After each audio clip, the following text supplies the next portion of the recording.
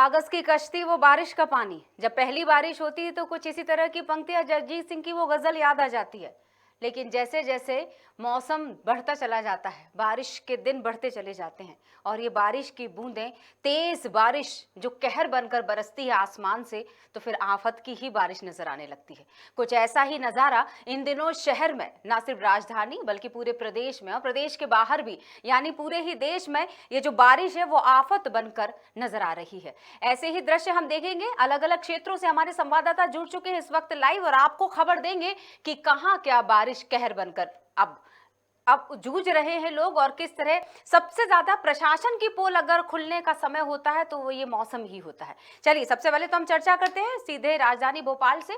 Senior reporter Pradeep Talreja हमारे साथ जुड़ चुके हैं खबर भारत से और हम चर्चा करेंगे प्रदीप से। क्या कहना चाहेंगे प्रदीप, क्या स्थिति है? और सबसे पहले तो यही कि सुरक्षित रहिए, क्योंकि इस वक्त सड़कों पर गड्ढे जो हादसों का एक निमंत्रण कहना चाहिए कि वो होता है। और दूसरी बात ये कि हम खैर देख सकते हैं बारिश आपके इस पूरे, आप जहां पर खड़े हुए वहां पर भी पानी भरा हुआ है लबालब। कहाँ है, कहाँ खड़े हुए आप, ये भी बताइए दर्शकों को। देखिए बिल्कुल, राजधानी भोपाल में जिस हिसाब से कल देर शाम से बारिश ने अपना कहर मचाया हुआ, लगातार बारिश जो है वो बंद होने का नाम नहीं ले पा रही है। देखिए जो निचले स्तर, निचले क्षेत्र है वहाँ पर पानी अभी भी लबालब भरा हुआ है। देखिए कई बड़े दावे जो नगर निगम करता है, जिला प्रशासन हमेशा करता आया है, उस निगम के दावे जो है कहीं ना कहीं खोखले साबित होते हुए जरूर देखे जा रहे हैं। देखिए राजधानी में कल देर रात से बारिश का दौर चालू है और अभी कुछ देर पहले ही तक पानी जो था वो लगातार बरस रहा था। और ऐसे में जो जन हानि होनी चाहिए थी या जिस प्रकार से जो जनता के बीच में राहत के कार्य होने चाहिए थे वो देखने में नहीं आए। देखिए राजधानी भोपाल के स्टेशन की अगर हम बात करें तो राजधानी भोपाल के प्लेटफॉर्म नंबर 6 पर हमने देखा है कि 6 के बाहर जो है वो करीब 2 से 2.5 फीट तक का पानी जो है वो देखने में आया। देखिए कई ऐसे तमाम क्षेत्र है, चाहे खटलापुरा की हम बात करें या पुलिस अकेडमी के आसपास की हम बात करें, ये क्षेत्र ऐसे थे जहां पर लगातार पानी जो है वो भरा हुआ था। हालांकि सड़कों की अगर स्थिति की बात करें तो सड़कों में आज भी जो गड्ढे हैं वो अभी भी खत्म नहीं हुए, वो उनको भरने का काम जो है वो बारिश के पहले नहीं किया गया। कई ऐसे हादसे हमने देखे जो लगातार बारिश के चलते जो है यहाँ पर कहीं ना कहीं जो हादसे हैं उनको निमंत्रण होते हुए जरूर देखे जाए। देखिए नाले उफान पे जरूर हैं, लेकिन गनीमत की बात अभी तक ये है कि किसी प्रकार की कोई अप्रिय घटना जो है वो देखने में नहीं आई है। देखिए बिजली देर रात से यहाँ पर लगातार कड़क रही है और राजधानी के आसपास के जो क्षेत्र है लगातार कहीं ना कहीं जो स्थितियां हैं वहाँ पर भी गंभीर होती देखी जा रही हैं। देखिए खजूरी कला के पास की अगर हम बात करें तो लगभग 3 से 4 फीट तकरीबन जो पानी है वो वहाँ पर भरा हुआ है। लोगों का निकलना दुश्वार हो रहा है, लगातार जो लोग हैं वहाँ पर परेशान होते हुए देखे जा रहे हैं। लेकिन नगर निगम और जिला प्रशासन के द्वारा अभी तक उनसे किसी प्रकार की जो संज्ञान है वो नहीं लिया जा रहा है। रेस्क्यू किस प्रकार से करना है, किस प्रकार से जनता को बचाना है, उसको लेकर अभी तक कोई दिशा निर्देश जो है वो जारी नहीं किए गए।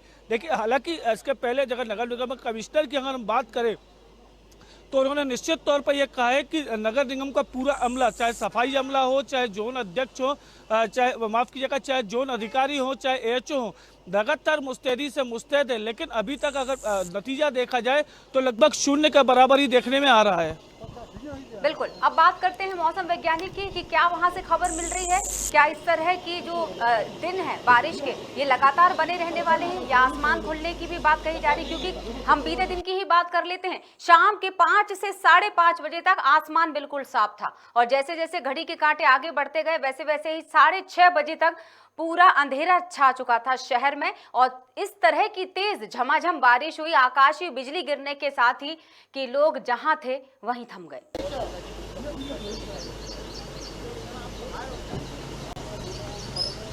देखिए निश्चित तौर पर मौसम विभाग ने जैसे ही येलो और ऑरेंज जो अलर्ट था वो घोषित जरूर किया था। देखिए दिन भर मौसम साफ रहा, उमस रही, लोगों में गर्मी का एहसास जरूर देखने में आया था।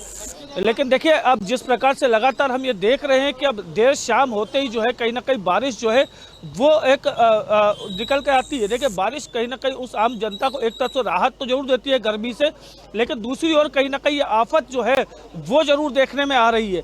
देखिए नदी नाले उफान पर है, लगातार रेस्क्यू जहां पर होना चाहिए वहां पर रेस्क्यू टीम बराबर नहीं पहुंच पा रही है। अगर कहीं पहुंच भी रही है तो उसमें समय जो है वो जरूर देखने में लगता है। देखिए बात विद्युत की करें, विद्युत मंडल की तरफ से करें तो बारिश की जैसे ही शुरुआत होती है विद्युत कटौती कर दी जाती है ताकि किसी प्रकार की अपनी घटना घटित न हो सके। लेकिन इसके बावजूद भी जो सरकार को काम करने चाहिए थे या जो नगर निगम को काम करने चाहिए थे, देखिए कहीं ना कहीं अभी भी उसमें पीछे जो है वो देखने में आ रहे हैं। देखिए सबसे बड़ी जो चीज़ है वो ये है कि आखिर नालों की सफाई समय रहते क्यों नहीं की गई, ये एक बड़ा सवाल है। देखिए नगर निगम कमिश्नर हो चाहे खुद विश्वास सारंग चिकित्सा मंत्री हो, वो लगातार इस बात को कहते हैं कि नालों की सफाई समुचित व्यवस्थाएं कर दी गई हैं।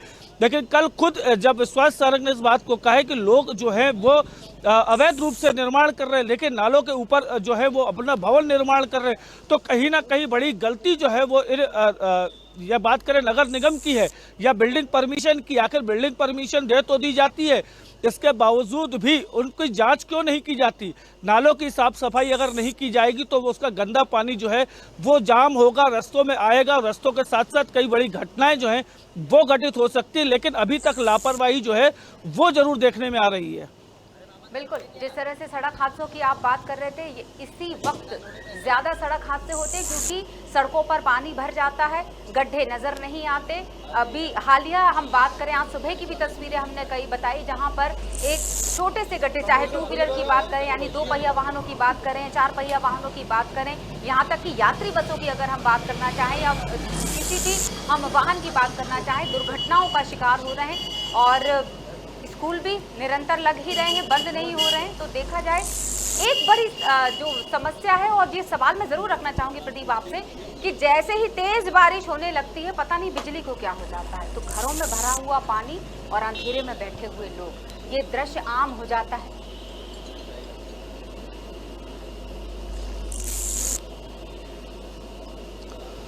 देखिए निश्चित तौर पर जो सड़कों की स्थिति है वो कभी किसी से छुपी नहीं है। खुद लगातार इस बात को हम देखते आ रहे हैं और लगातार जो वरिष्ठ अधिकारी है चाहे मंत्री हो इस बात को कहते आ रहे हैं कि सड़कों की व्यवस्था जो है वो दुरुस्त है।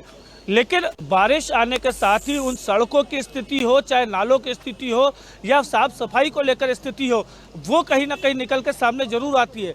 देखिए तमाम दावे किए जाते हैं कि ये चीज़ें दुरुस्त कर दी गई हैं, लेकिन उसके बावजूद भी परिस्थितियां दूसरी देखने में आती हैं। देखिए बारिश का मौसम है और गड्ढों की वजह से कहीं ना कहीं सबसे ज़्यादा सड़क हादसे जो है वो देखे जाते हैं, और इन हादसों का जो शिकार होता है वो कहीं ना कहीं आम जनता होती है। आम जनमानस जो है कहीं ना कहीं इसका जो सीधा असर है वो जरूर देखने में आता है। लेकिन इसके बावजूद भी देखिए अभी तक जिस प्रकार से जो व्यवस्थाएं हैं वो नहीं की गई हैं दुरुस्त। जी प्रदीप, मैं चाहूंगी कि आपके आसपास से लोग गुजर रहे हैं ये जानने के लिए, शायद अपनी बात को भी रखने के लिए, तो अगर आपको लग रहा है कि कोई ऐसा व्यक्ति है आसपास जो अपनी बात कहना चाहे तो बिल्कुल हमें लगता है कि हम उससे चर्चा कर सकते हैं, क्योंकि मैंने अभी हाल ही में देखा आपके आसपास से 2-3 लोग जो गुजरे वो शायद उस देखिए निश्चित तौर पर देख रहे थे कि हम मीडिया के सामने अपनी तकलीफ को रख पाए।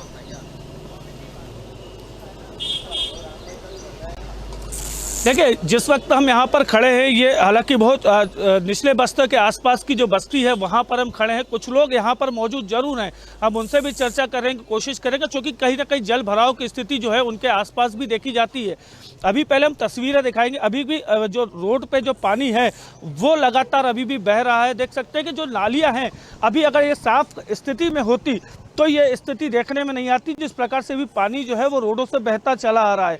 कुछ लोग यहाँ पर मौजूद जरूर है, उनसे चर्चाएं करने की कोशिश जरूर हम करेंगे कि जो तकलीफें हो रही हैं बारिश के चलते वो ज़्यादा जरूर पर दिक्कत जो है कहीं ना कहीं आम जनता पर इसका इफेक्ट जो है वो जरूर करेंगी। देखिए लगातार जो बारिश हो रही है, बारिश के चलते जो जनजीवन है कहीं ना कहीं अस्त व्यस्त जरूर हुआ है। देखिए रोजमर्रा के जो लोग हैं जो अपने कामों पे निकलते हैं उनकी भी स्थिति जो है वो जल भराव के कारण, देखिए जो जिस प्रकार से यहाँ देख रहे हैं कि जो सामान है अभी भी पानी में डूबे हुए हैं, या तो जो दुकानदार हैं वो अपनी दुकानें भी नहीं खोल पा रहे हैं। कुछ लोग यहाँ पर है, भैया यहाँ पर काम करते हैं, शायद उनकी खुद की भी दुकान है। रात से बारिश हो रही है, क्या तकलीफें हुई बारिश से अभी आपको? तकलीफें तो ठीक है भाई साहब, घर तक में तकलीफ है, बाहर क्या, सभी अस्त व्यस्त हो चुका है अभी तो। घर पानी में डूब गया? घर पानी में नहीं डूबा, लेकिन घर में पानी आ गया था, पूरा चद्दर डली हुई थी, अंदर तक भर गया था। बच्चे हैं भी छोटे छोटे। तो मतलब नगर निगम नहीं आई आपके पास? नहीं, नगर निगम तो नहीं आई। तो ये वो लोग हैं कि जिनका साफ तौर पर कहना है कि पानी तो उनके घरों में जो था वो अंदर जरूर आया है, लेकिन जिस प्रकार से व्यवस्थाएं होनी चाहिए थी नगर निगम की या जिला प्रशासन की, वो दुरुस्त नहीं थी, जिसका खामियाजा जो है कहीं ना कहीं आम जनता को जो है भुगतना पड़ रहा है। बिल्कुल प्रदीप, अब मुझे लगता है कि अब लोग समस्या बता बता कर थक चुके हैं, चीख चीख कर थक चुके हैं, प्रदर्शन कर कर के थक चुके हैं। उनको ये बात शायद अच्छी तरह समझ में आ गई है कि ये स्थितियां हैं वो जस की तस बनी रहेंगी। आखिर कब इन समस्याओं से निजात मिलेगी? अब वो अपने अंदर ही अंदर ये सवाल उनके अंदर ही गूंजता है।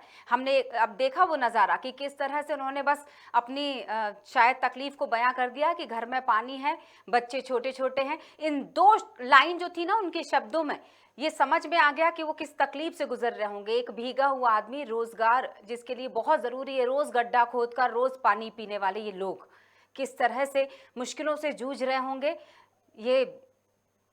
ये शायद बड़े अधिकारी, वरिष्ठ पद पर बैठे लोग जिनको जिम्मेदारी सौंपी गई है जनता के सुख का ध्यान रखने की, जनता की सुरक्षा, स्वास्थ्य, सेहत का ध्यान रखने की, व्यवस्था सुविधाओं का ध्यान रखने की, वो कभी नहीं समझ पाएंगे इन लोगों की तकलीफों को।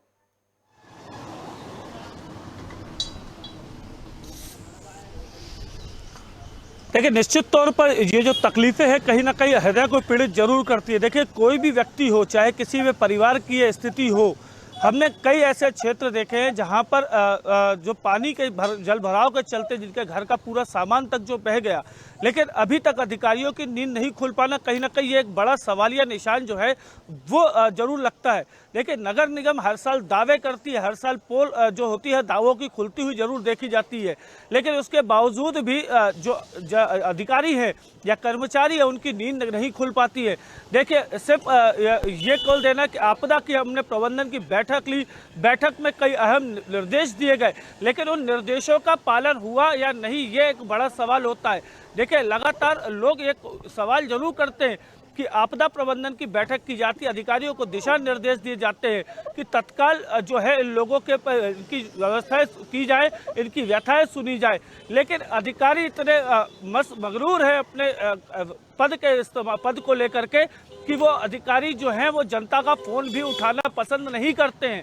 देखिए, इस बड़े सवाल जो होते हैं वो निकल के जरूर आते हैं। कई ऐसे दृश्य है कि कई जगह सोशल मीडिया पे हमने इस चीज़ को देखा है कि अधिकारी लगातार जो लोग हैं वो अधिकारियों से संपर्क करना चाहते हैं, लेकिन अधिकारी उनका फ़ोन नहीं उठाते। तो कहीं ना कहीं एक बड़ी लापरवाही जो है वो जरूर है। लेकिन अभी तक जिस प्रकार से माहौल देखा जा रहा है, जो बारिश के चलते जो लोगों के घरों में पानी घुसा है, अभी लोगों की पहली प्राथमिकता ये है कि पानी को बाहर निकाला जाए, और आने वाले समय में अगर जो पानी का जल भराव या इस प्रकार की कोई परिस्थिति बनती है तो उसको कैसे उससे निपटे, ये एक आम आदमी के लिए ज़्यादा दिक्कत का सबक जो है वो बन गई है। प्रदीप, एक महत्वपूर्ण सवाल और, क्योंकि इस वक्त प्रदेश सरकार, अगर सीएम साहब की बात करें तो जगह जगह उनकी जनसभाएं संबोधित की जा रही है। आज सुबह भी रीवा की तरफ वो जाने वाले थे और दिन भर उनका जो शेड्यूल है वो व्यस्त रहेगा, लोगों से जनसभाएं करेंगे, संबोधित करेंगे। आपको क्या लगता है, क्या एक दौरा, उन दूसरे मंत्रियों की भी हम बात कर लेते हैं, बहुत सारे प्रदेश सरकार में बहुत मंत्री हैं और जिनको जिम्मेदारी सौंपी गई है, तो क्या एक दौरा उनका शहर की तरफ नहीं होना चाहिए?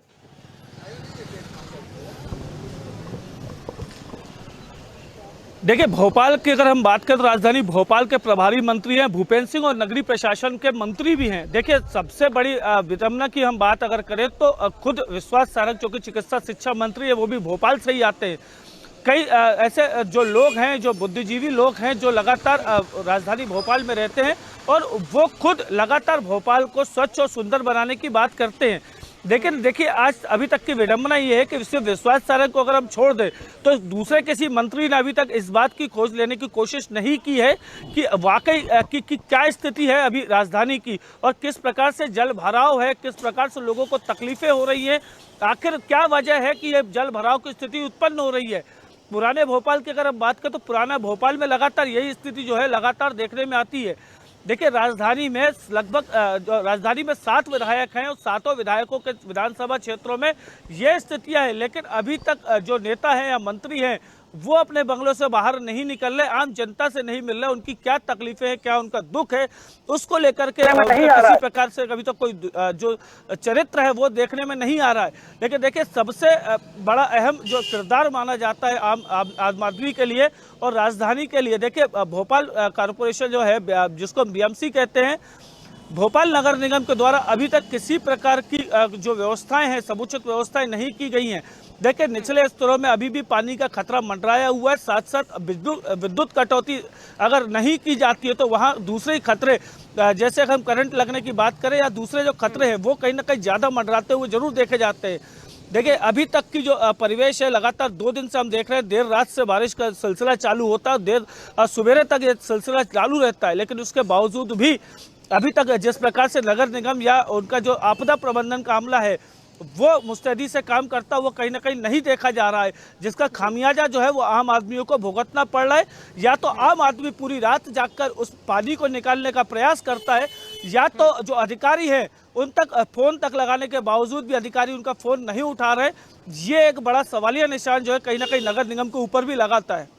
जी बिल्कुल, बहुत बहुत शुक्रिया प्रदीप, हम अपडेट लेते रहेंगे आपसे, लेकिन फिलहाल हम चलते हैं दूसरे और क्षेत्रों की तरफ। लेकिन ये ज़रूर विचारणीय है कि जब प्रदेश की राजधानी भोपाल में ही यही हाल है, ये हाल है जो हम देख पा रहे हैं दृश्य, और आपसे चर्चा की तो समझ में आया कि स्थितियाँ कितनी भयावह और होने वाली, जैसे जैसे समय बीतता चला जाएगा इस मौसम का, तो बाकी के क्षेत्रों में क्या हाल होगा ये तो हम वहीं पर चलकर बात करेंगे और जानेंगे कि वहाँ स्थितियाँ इस बारिश के समय में ये आफत वहाँ पर किस तरह से नजर आ रही है। तो हम चलते हैं स्थानीय पत्रकार के पास विदिशा की तरफ। संजीव साहू हमारे साथ जुड़ेंगे और हम उनसे चर्चा करेंगे, क्योंकि विदिशा में बेतवा नदी है। जब भोपाल की जहाँ हम बात कर रहे थे झीलों की नगरी, तालाब, झील, अगर यहाँ से हम बढ़ेंगे सीधे नदी की तरफ, एक और बेतवा नदी, विदिशा की तरफ हम जा रहे हैं और संजीव साहू स्थानीय पत्रकार, हम उनसे चर्चा करेंगे। फिलहाल बताएं कि भोपाल समेत पूरे प्रदेश में गरज चमक के साथ भारी बारिश हो रही है।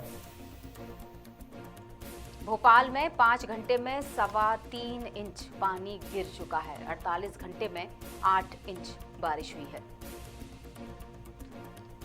बारिश का ये दौर जो है वो रविवार से लगातार जारी है।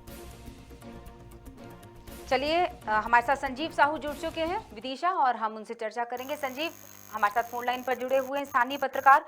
संजीव बताइए वहाँ क्या स्थिति है, बेतवा नदी के क्या हाल हैं? मैं ये जानना चाहूंगी क्योंकि पुल पर जैसे ही बारिश तेज होनी शुरू होती है नदियां अपना सब्र खो देती हैं और बोलते ना सब्र का बांध टूटना, तो ये बांध तक पानी आ जाता है। कुछ ऐसी ही कहावत यहाँ पर चरितार्थ होगी। कल रात को ऐसा ही घटना देखने को मिली। देर रात शुरू हुई बारिश जो सुबह 5 बजे लगभग तक चली, 8 इंच बारिश दर्ज की गई है विदिशा में। और नदियां तो ठीक ही है, विदिशा की हर रोड इस समय खुद में एक नदी बनी हुई है।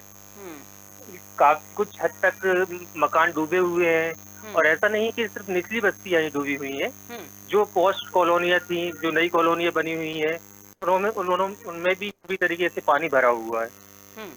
जनजीवन पूरी तरह से अस्त व्यस्त नजर आ रहा है। हालांकि कलेक्टर इस चीज का दौरा करने के लिए निकले थे, परंतु पानी इतना भरा हुआ था रोडों पे कि वो जगहों पर पहुंच ही नहीं पाए। एक बहुत सुंदर सवाल बनता है जो अभी आपने कहा ना कि कलेक्टर निरीक्षण के लिए हालांकि निकले हुए थे।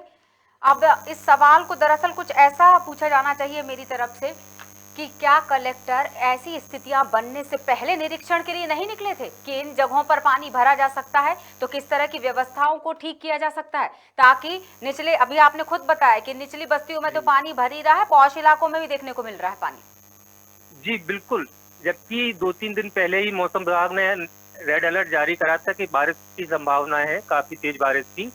और नगर पालिका चुनाव होने के कारण इस समय जो नगर पालिका का प्रशासन है वो कलेक्टर ही संभाल रहे हैं पिछले 2 साल से। उसके बाद भी किसी तरह के ड्रेनेज सिस्टम पूरी तरीके से फेल नजर आया और एक बार फिर से बारिश शुरू हो चुकी है विदिशा में।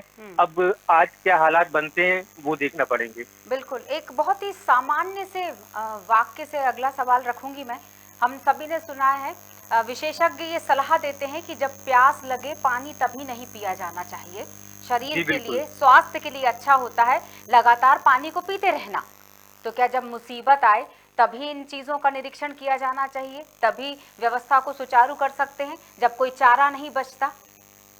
जी, ये दुर्भाग्यपूर्ण घटना है कि लगभग हर साल ही ऐसा होता है। विदिशा शहर में कई इलाके ऐसे हैं जिनमें हर साल ये बाढ़ वाली स्थिति निर्मित होती है और प्रशासन और शासन सभी सरकारी कर्मचारी या फिर नेतागण इस चीज से वाकिफ है पूरी तरह से, परंतु इसके लिए किसी तरीके का कोई सख्त कदम या एक ड्रेनेज सिस्टम डेवलप नहीं किया जा रहा है, तो जिसका खामियाजा आम जनता को भुगतना पड़ा है। स्थिति ये थी, कई घरों में 6 से 7 फुट तक पानी उनके घरों के अंदर था। उनका पूरा खामियाजा खाद्य आम सामग्री- जनता ही भुगतती है संजीव, ये मैं और आप बेहतर जानते हैं। जी बिल्कुल। अधिकारियों के घरों में पानी नहीं घुसता क्योंकि वो पहले ही इसकी व्यवस्था कर लेते हैं, इसलिए परेशान जनता ही होती है। तो मुझे लगता है आपको अधिकारी भी ये जानने लग गए होंगे। एक जी, सवाल बिल्कुल। और आपसे पूछना चाहूंगी, मौसम वैज्ञानिक जनता को बताते हैं, रेड अलर्ट जारी किया आपने बताया जिस तरह से समय जी। रहते, क्या ये मौसम वैज्ञानिक अधिकारियों के साथ बैठक लेकर उन्हें सचेत नहीं करते कि आने मैम, वाले जो समय में आने वाले समय में रेड अलर्ट जारी हो सकता है और आप चाहें तो निरीक्षण करके वहां की व्यवस्थाओं को ठीक कर लीजिए ताकि सीधी सादी आम जनता परेशान ना हो, उसके घरों में पानी ना घुसे, वो जी, भी जो घर ये- में आराम से बैठकर बारिश का मजा ले सके।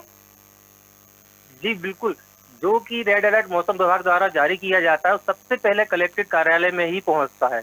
उसके बाद उसको प्रकाशन हेतु हम सभी पत्रकारगणों को दिया जाता है, तो इसकी सूचना उनके पास पूर्व से थी, लेकिन उसके लिए कोई पुख्ता इंतजाम करते हुए नजर नहीं आए। जी संजीव, जी क्या कहना चाहेंगे आप, वहाँ लोगों का क्या मानना है? आपने खुद बताया कि सड़कों पर भी पानी आ चुका है, जिन लोगों की मजबूरी है रोजाना काम पर जाना, मैं सरकारी दफ्तरों की बात नहीं कर रही हूँ, मैं निजी कार्यालयों की बात कर रही हूँ, जहाँ मजबूरी होती है, जहाँ छुट्टियाँ नहीं मिलती, देर से आने की इजाजत मिल सकती है पर अवकाश नहीं मिल सकता, यानी देर सवेर आपको इन सड़कों को पार करना ही है और इसमें हम सभी शामिल हैं इस सवाल में। तो क्या कहना चाहेंगे कि सड़कों से गुजरते हुए किस परेशानियों से जूझते हैं, उन लोगों ने भी मीडिया से चर्चा की होगी। जी बिल्कुल, मीडिया से जब उनकी चर्चा हुई तो कई जगह तो इतना पानी था, पानी का जो स्तर था इतना अधिक था कि लोगों को लगभग तैरते हुए उस एरिया को क्रॉस करना पड़ा।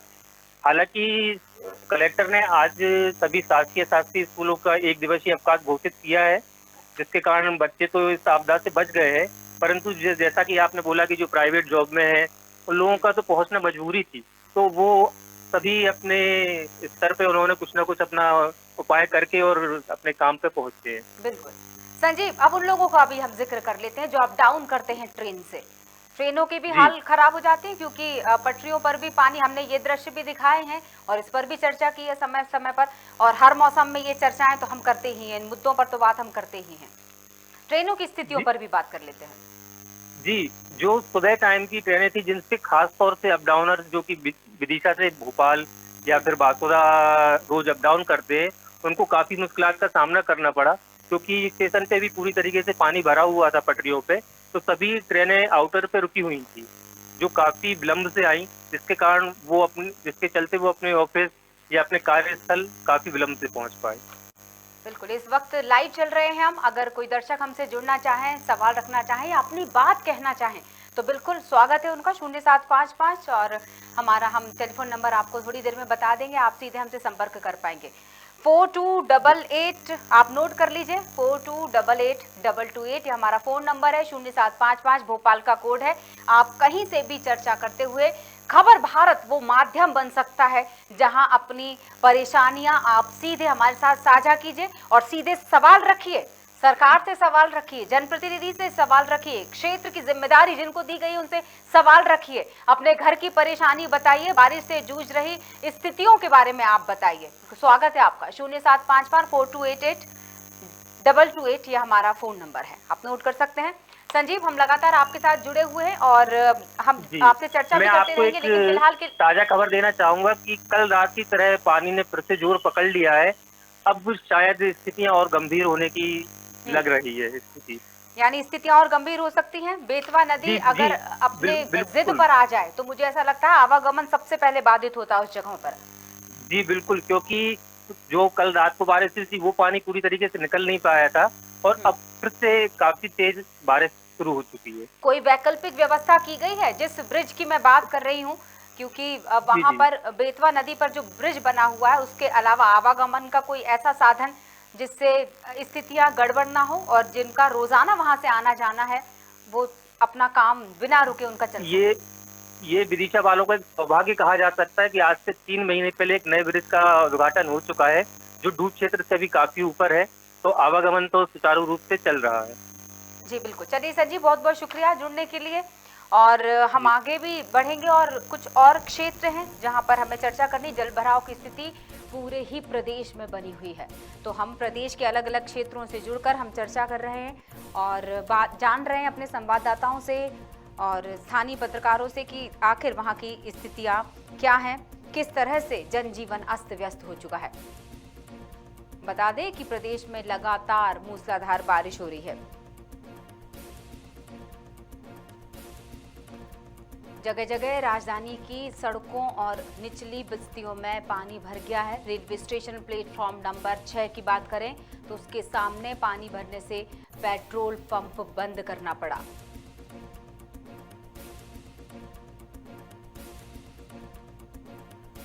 अड़तालीस घंटे में भोपाल में 8 इंच पानी गिर चुका है। बता दें निचले इलाकों में बारिश का पानी अब मुसीबत बन गया है, लेकिन हाल ही में जब हमारी विदिशा में स्थानीय पत्रकार संजीव साहू से चर्चा हो रही थी तो उन्होंने बताया कि ना सिर्फ उस जगह की अगर मैं बात करूं, विदिशा की अगर मैं बात करूं तो ना सिर्फ निचले इलाकों में बल्कि वहां पौष इलाकों में भी लबालब पानी भरा हुआ है।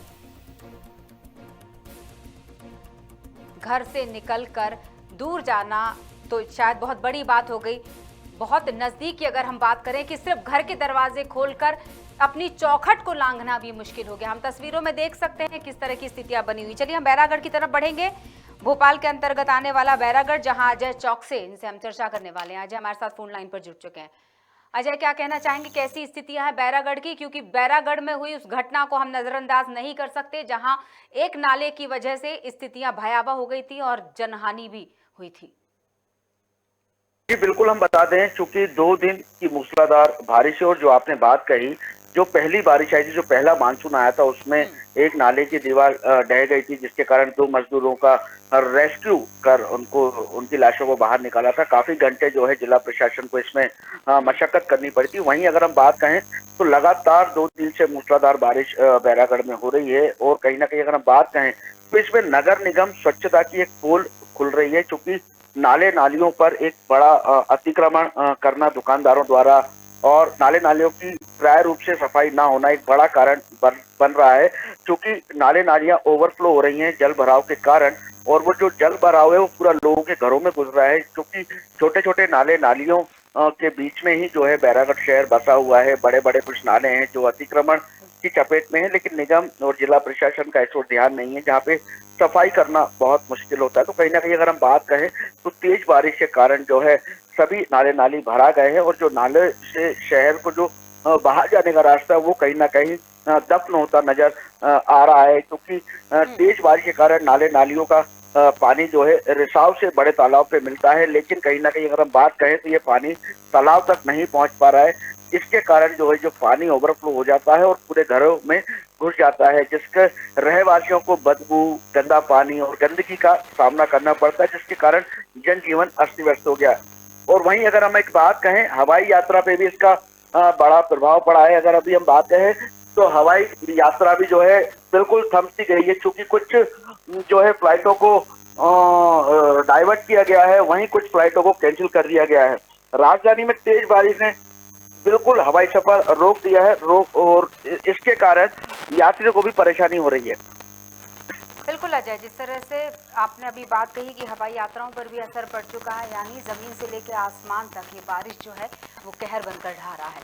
अभी आपने बात की कि बदबू से भी लोग परेशान हैं, क्योंकि नालों की स्थितियां बहुत बेकार हैं। हमने दृश्य भी दिखाए थे, जब भी हम बुलेटिन में बताते हैं इस तरह की खबरों को, हम बता देते हैं उन विजुअल्स को, उन दृश्य को जिन्हें देखकर अंदाजा लगाया जा सकता है घर में बैठकर कि किन स्थितियों से लोग जूझते हैं।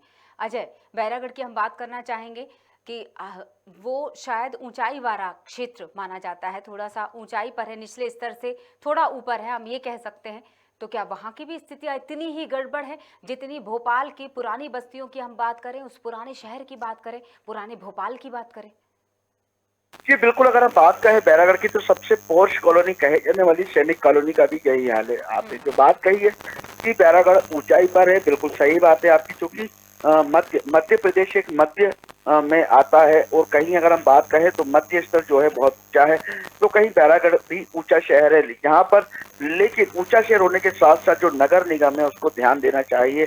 महीने 2 महीने पहले जो टूटे हुए नाले उसकी मरम्मत करनी चाहिए, साफ सफाई का विशेष ध्यान देना चाहिए और जिन नालों पर अतिक्रमण है उनसे अतिक्रमण हटाना चाहिए। तो इस ओर नगर निगम ध्यान नहीं देता है, जिसका खामियाजा जो है आम रहवासियों को भुगतना पड़ता है। आम रहवासियों की अगर हम बात करें तो पोर्श इलाका होने के कारण जैसे सैनिक कॉलोनी, वनट्री हिल और तमाम बैरागढ़ में ऐसी बड़ी कॉलोनी है और कुछ निचली बस्तियां हैं, 12 नंबर है, कैंप नंबर 12 है, एयरपोर्ट कॉलोनी, तो कई जो निचली बस्तियां हैं उन पे तो जल भराव की स्थिति होती है। लेकिन इस बार की जो बारिश है, जो नगर निगम की पोल खोली है, कही जाने वाली पोल है, क्योंकि पोर्श इलाकों में पानी बनाना और जो गटर है, जो सीवेज लाइन है, उनका ओवरफ्लो होना कहीं ना कहीं जिला प्रशासन पे कई सवाल खड़े करता है। क्योंकि जिला प्रशासन यदि 6 महीने पहले इन सभी व्यवस्थाओं को दुरुस्त कर देता तो आज जो गंदा पानी घरों में घुस रहा है इसको कहीं रोका जा सकता था। क्योंकि मौसम विभाग द्वारा पहले ही अलर्ट कर दिया था कि इस बार जो है बारिश बहुत ही मूसलाधार बारिश होनी है, बहुत ही तेज बारिश होनी है। क्योंकि अगर हम बात कहें तो कल और परसों की बात कहें तो पिछले 48 घंटों से तेज बारिश हो रही है और कहीं कहीं बिजलियां भी गिरी है। अगर हम बात कहें तो एक 24 घंटे के अंदर जो है 66 लोगों की मौत हुई है पूरे मध्य प्रदेश से बिजली गिरने से। तो कहीं ना कहीं मौसम विभाग जब अलर्ट करता है, जब मौसम विभाग बताता है इस बार मूसलाधार बारिश है और बारिश बहुत तेज है, बहुत तेज गति से होनी, तो कहीं ना कहीं नगर प्रशासन, जिला प्रशासन को ध्यान देना चाहिए और उनकी व्यवस्था दुरुस्त करनी चाहिए। तो जो नहीं हो पाती, जिसका खामियाजा आम जनता को भुगतना पड़ता है।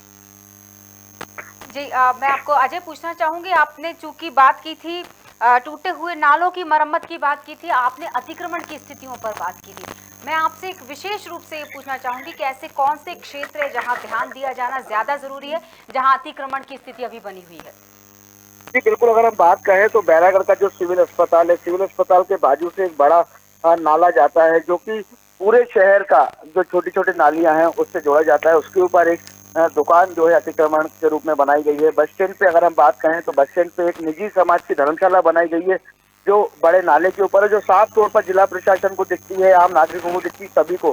क्योंकि अगर हम बात करें तो बड़े बड़े नाले जो हैं, इन पे जो कब्जे हैं, इनको जल्द हटाना चाहिए ताकि इनकी साफ सफाई हो पाए, तो ही कहीं ये जो जल भराव है इसकी स्थिति से बचा जाएगा। क्योंकि लोग जो है धर्मशाला की परमिशन ले लेते हैं, सरकारी नालों पर बना लेते हैं उनको, तो कहीं कहीं ऐसी धर्मशालाएं हैं, ऐसी कई दुकानें हैं। और बैरागढ़ में जो फुटपाथ है, जो फुटपाथ जो नाले के ऊपर बना हुआ है, उस पर व्यापारी अपना सामान रखते थे, तो कहीं ना कहीं हर जगह कब्जे की रूपरेखा। यदि घरों की बात करें, घरों के पीछे जो नाला जाता है, तो किसी ने बाथरूम बना लिए, किसी ने लेटरिन बना ली, सभी नालों को नालियों में तब्दील कर दिया। तो कहीं ना कहीं इस ओर निगम प्रशासन को ध्यान देना चाहिए और बैरागढ़ का नक्शा निकालना चाहिए, जो चिन्हित नाले दिए हैं और जो जहाँ पर जिन्होंने अतिक्रमण किया, तो उसको बिल्कुल नगर प्रशासन द्वारा उसको हटाया जाना चाहिए। जी बिल्कुल अजय, बहुत बहुत शुक्रिया। क्योंकि बैरागढ़ ऐसा एक क्षेत्र माना जाता है अजय, मुझे लगता है आप सहमत होंगे इस बात से, जहां ज्यादा जागरूकता है। अगर कंपैरेटिवली मैं बात करूं, तुलनात्मक रूप से भोपाल की अगर पुरानी बस्तियों की अगर मैं बात करना चाहूं, तो बैरागढ़ के नागरिकों के लिए वाकई सराहनीय है कि वो समय समय पर अपनी स्थितियों से अवगत करवाते रहते हैं प्रशासन से। बावजूद इसके, भले ही प्रशासन कितनी तत्परता से उनकी समस्याओं को खत्म करता है, ये शायद दूसरे स्तर की बात हो गई, लेकिन पहली बात तो ये कि वो समय समय पर अवगत करवा देते हैं। लेकिन स्थितियां फिर भी, वो तो मुझे ऐसा लगता है कि स्थितियां जब तक सभी एक साथ काम नहीं करेंगे, प्रशासन भी जनता भी, क्योंकि अतिक्रमण करती है जनता और उसको हटाने का काम करता है प्रशासन, तो ये दोनों की ही जिम्मेदारी है, जनता की है कि अतिक्रमण अगर आप कर रहे हैं तो दरअसल आप समस्या अपने लिए ही खड़ी करते हैं।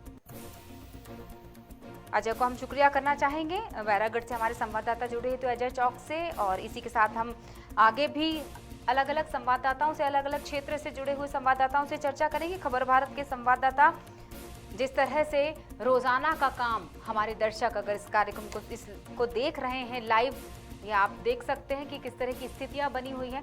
तो जिस तरह से आपका रोज निकलना जरूरी है, वैसे ही मीडिया कर्मी की भी ड्यूटी बनती है कि आपको पल पल की खबरें देते रहे। इसी कड़ी में हमारे संवाददाता भी तेज बारिश में लगातार अलग अलग क्षेत्रों में अपनी जगह बनाए हुए हैं ताकि आपको पल पल की अपडेट देते रहें। आप शायद घर में बैठकर स्थितियों को देख सकें।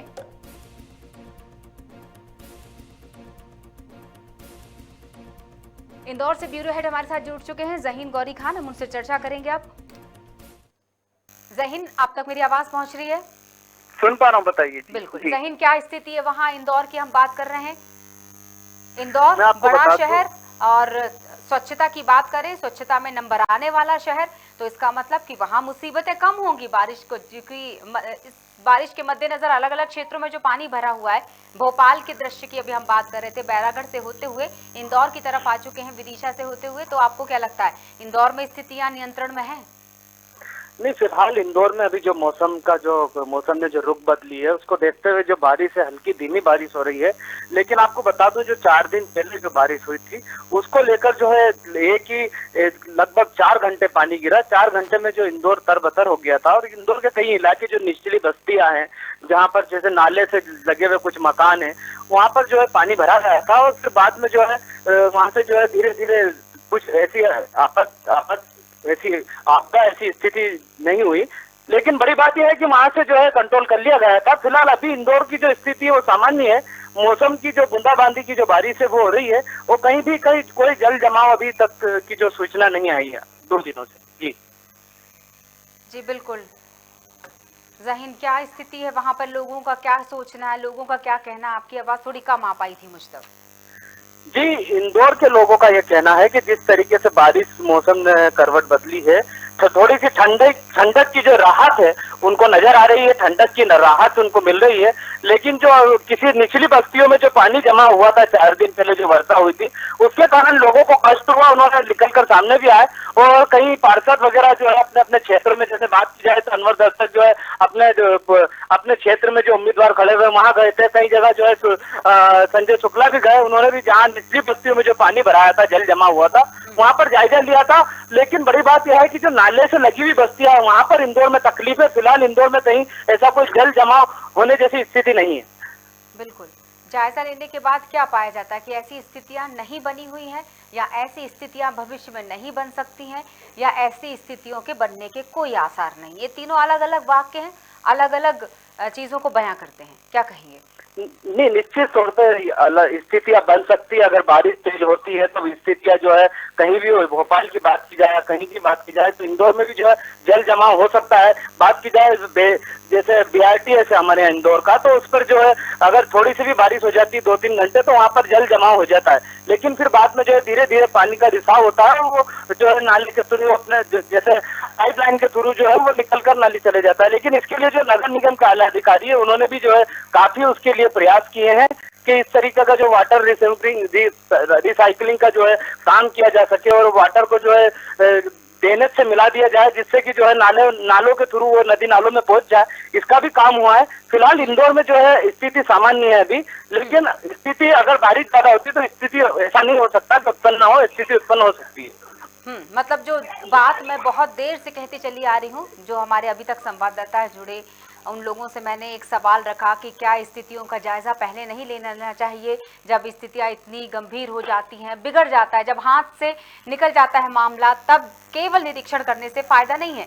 आपके यहाँ ये बात बिल्कुल सटीक बैठ रही है कि आपने खुद कहा कि स्थितियां भयावह हो सकती हैं, यानी कि इसी तरह से अगर लगातार बारिश होती चली गई तो स्थितियां इंदौर में भी बिगड़ सकती हैं, उस इंदौर में जहां अभी तक स्थितियां नियंत्रण में हैं। यानी कि जायजा लेने का ये फायदा होना चाहिए कि जो स्थितियां बिगड़ने वाली हैं उन पर अभी नियंत्रण किया जा सकता है। आप उन सभी जनप्रतिनिधियों के द्वारा जिन्होंने जायजा लिया हाल ही में, क्या कहते हैं? जनप्रतिनिधियों का ये कहना था कि उनके जो जैसे वार्ड क्रमांक 2 का जो बात की जाए, निचली बस्ती है, इंदौर का जो क्षेत्र आता है जूनियर रिसाले के पास में, वहां पर जो है पानी जो है भरा गया था। वहां पर जो है बस्ती में जो है पानी भरा गया था। वहां पर पार्षद जो है पार्षद प्रतिनिधि अनवर दस्तक पहुंचे थे और उसके बाद जो है लोगों के घरों में पानी घुसा था, उसको निकाला गया। एकदम तेज वर्षा हुई जिसके कारण स्थिति बिगड़ गई थी इंदौर की भी। ऐसा नहीं कहा जा सकता कि इंदौर के बीआरटीएस में पानी नहीं जमा हुआ, इंदौर के बीआरटीएस से भी घुटनों से ऊपर पानी जमा हो गया था। लेकिन जब जिस तरीके से बात की जाए उस तरीके से शासन प्रशासन इस ओर अगर पहले से ध्यान दे दे और इस ओर पहले से ध्यान देने के बाद वाटर जो है रिसाइकलिंग का जो वाटर निकलने का जो है पानी जो निकलने के लिए रास्ता देने से मिला दे तो उसमें जो है काफी सामान्यता होती है। स्मार्ट सिटी इंदौर इंदौर में कई जगह जो है ऐसे भी क्षेत्र हैं जहाँ पर जो है नालियां नहीं है जिसके कारण जो है पानी जमा हो जाता है। इंदौर की कई बस्तियों में पानी जमा हो जाता है, लेकिन फिलहाल अभी जो स्थिति है वो नियंत्रण है। आने वाला वक्त बताएगा जैसे जैसे बारिश होती है किस तरीके से इंदौर के हालात बनते हैं। जी बिल्कुल सही बात है। एक बहुत ही अजीब सी बात है मुझे लगता है ज़हीन, सोचने वाली बात है कि सड़क, बिजली, पानी, ये मूलभूत सुविधाओं की बात करते हैं हमेशा, यही मुद्दे बनते हैं तख्ता पलट करने के लिए भी, और जनता जिनके लिए आक्रोश व्यक्त करती है वो भी यही मुद्दे होते हैं। सड़क, बिजली, पानी, वो स्थिति जब पानी घरों तक नहीं पहुंच पाता, पानी बूंद बूंद को तरसते हैं वो लोग, और आज वो स्थिति बारिश के समय की मैं बात करूं जहां उसी पानी के घर में आ जाने से भी परेशान होते हैं। कितनी अजीब बात है कि पानी हर तरह से परेशान कर रहा है। घरों में नहीं आता है तो भी परेशानी बन जाता है, और घरों में घुस जाता है तो भी परेशानी बन जाता है।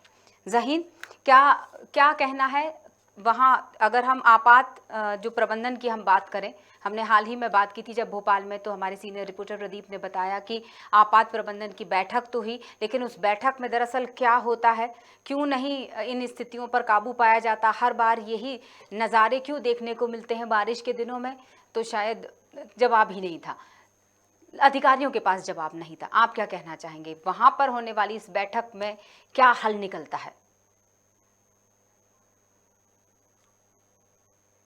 जैसे बात की जाए तो भारी लोगों को, जो कर्मचारियों की कमी के कारण भारी लोगों को भी आपदा प्रबंधन में जोड़ा जाता है और वो अलर्ट पे रहती है। लेकिन जिस तरीके से बात की जाए पिछले साल जो वर्षा हुई थी तो आपदा प्रबंधन टीम की जरूरत पड़ी थी, जिसमें जो कहीं ऐसे क्षेत्र थे जहां पर रात में जो है अधिक तेज वर्षा हो गई थी, जिस कारण जल जमा हो गया, लोगों के घरों में 10 फीट पानी घुस गया था निचली बस्ती में। तो उस कारण जो है वहां से उनको आपदा प्रबंधन की टीम ने जो उनको रेस्क्यू करके निकाला था। इंदौर में इस बार भी अगर इस तरीके के कोई हालात बनते हैं तो आपदा प्रबंधन की जो टीम है, कलेक्टर महोदय और उन्होंने सबने जो है एक उसमें जो है निर्णय लिया है, आपदा प्रबंधन की टीम अलर्ट मोड पे है। लेकिन जिस तरीके से बात की जाए, अगर पहले से अलर्ट रहते हैं और अलर्ट रहने के बाद जिस तरीके से एकदम आपदा आ जाती है, उस समय जो है कर्मचारी और इन लोगों का जो है वहां पर समय पे पहुंचना उचित रहता है। अब देखने वाली बात होती है कि किस तरीके से प्राकृतिक आपदा आती है और फिर उस समय वहां पर उनका पहुंचना, उनका अलर्ट रहना कितना जो है प्रभावशाली होगा, वो देखने वाली बात होगी। जी बिल्कुल, बाढ़, आंधी, तूफान, जैसे ही बारिश का मौसम शुरू होता है, एक कमरे के घर में रहने वाला व्यक्ति, निचली बस्ती में रहने वाला व्यक्ति बस यही अंदाज़ा लगाता है कि इस बार की बारिश क्या कहर बन पर हम पर टूटेगी, या ये कहें कि आफत की ये बारिश अब इस बार क्या लेकर जाएगी हमारे घर से। बहुत बहुत शुक्रिया ज़हीन जुड़ने के लिए। हम आगे बढ़ेंगे और कई क्षेत्रों से हम चर्चा कर रहे हैं। ज़हीन गौरी खान हमारे साथ जुड़े हुए थे, ब्यूरो हेड है हमारे खबर भारत के इंदौर से। अब क्या कर रहे हैं, नाली में घुस जाए? दर्शकों को बता देते हैं 0755 भोपाल का कोड है, अगर आप चाहें तो हमसे बात कर सकते हैं। सजीव फोन इन प्रोग्राम है ये हमारा, प्रस्तुति आप इस वक्त लाइव हमारी देख सकते हैं। हम बारिश के अलग अलग नज़ारे आपको बता रहे हैं, किस तरह से बारिश से सड़कों के क्या हाल हैं, लोगों की स्थितियों पे क्या असर पड़ा है, उनका जनजीवन किस तरह से अस्त व्यस्त हो चुका है। इस लगातार 2 दिन यानी रविवार से लगातार ये जो बारिश है वो दरअसल बारिश, आफत की बारिश ही कहा जाएगा इसे। 0755 4288 228 यानी 07554288 हम फिर से भोपाल की तरफ रुख करेंगे और प्रदीप तलरेजा हमारे साथ जुड़े हुए हैं, हमारे सीनियर रिपोर्टर खबर भारत भोपाल से। और हम देख सकते हैं ये भोपाल के ही नज़ारे आप देख पा रहे हैं। हमारे साथ जुड़ चुके हैं प्रदीप जी लाइव। और प्रदीप जी, आपसे पूछना चाहेंगे कि कहाँ आप खड़े हैं प्रदीप, और मुझे अब लग रहा है कि आप उसी जगह पर खड़े हुए हैं, उन्हीं लोगों के बीच में हैं, उन्हीं घरों के आसपास हैं जिन घरों का जिक्र हमने शुरुआत में आपसे किया था।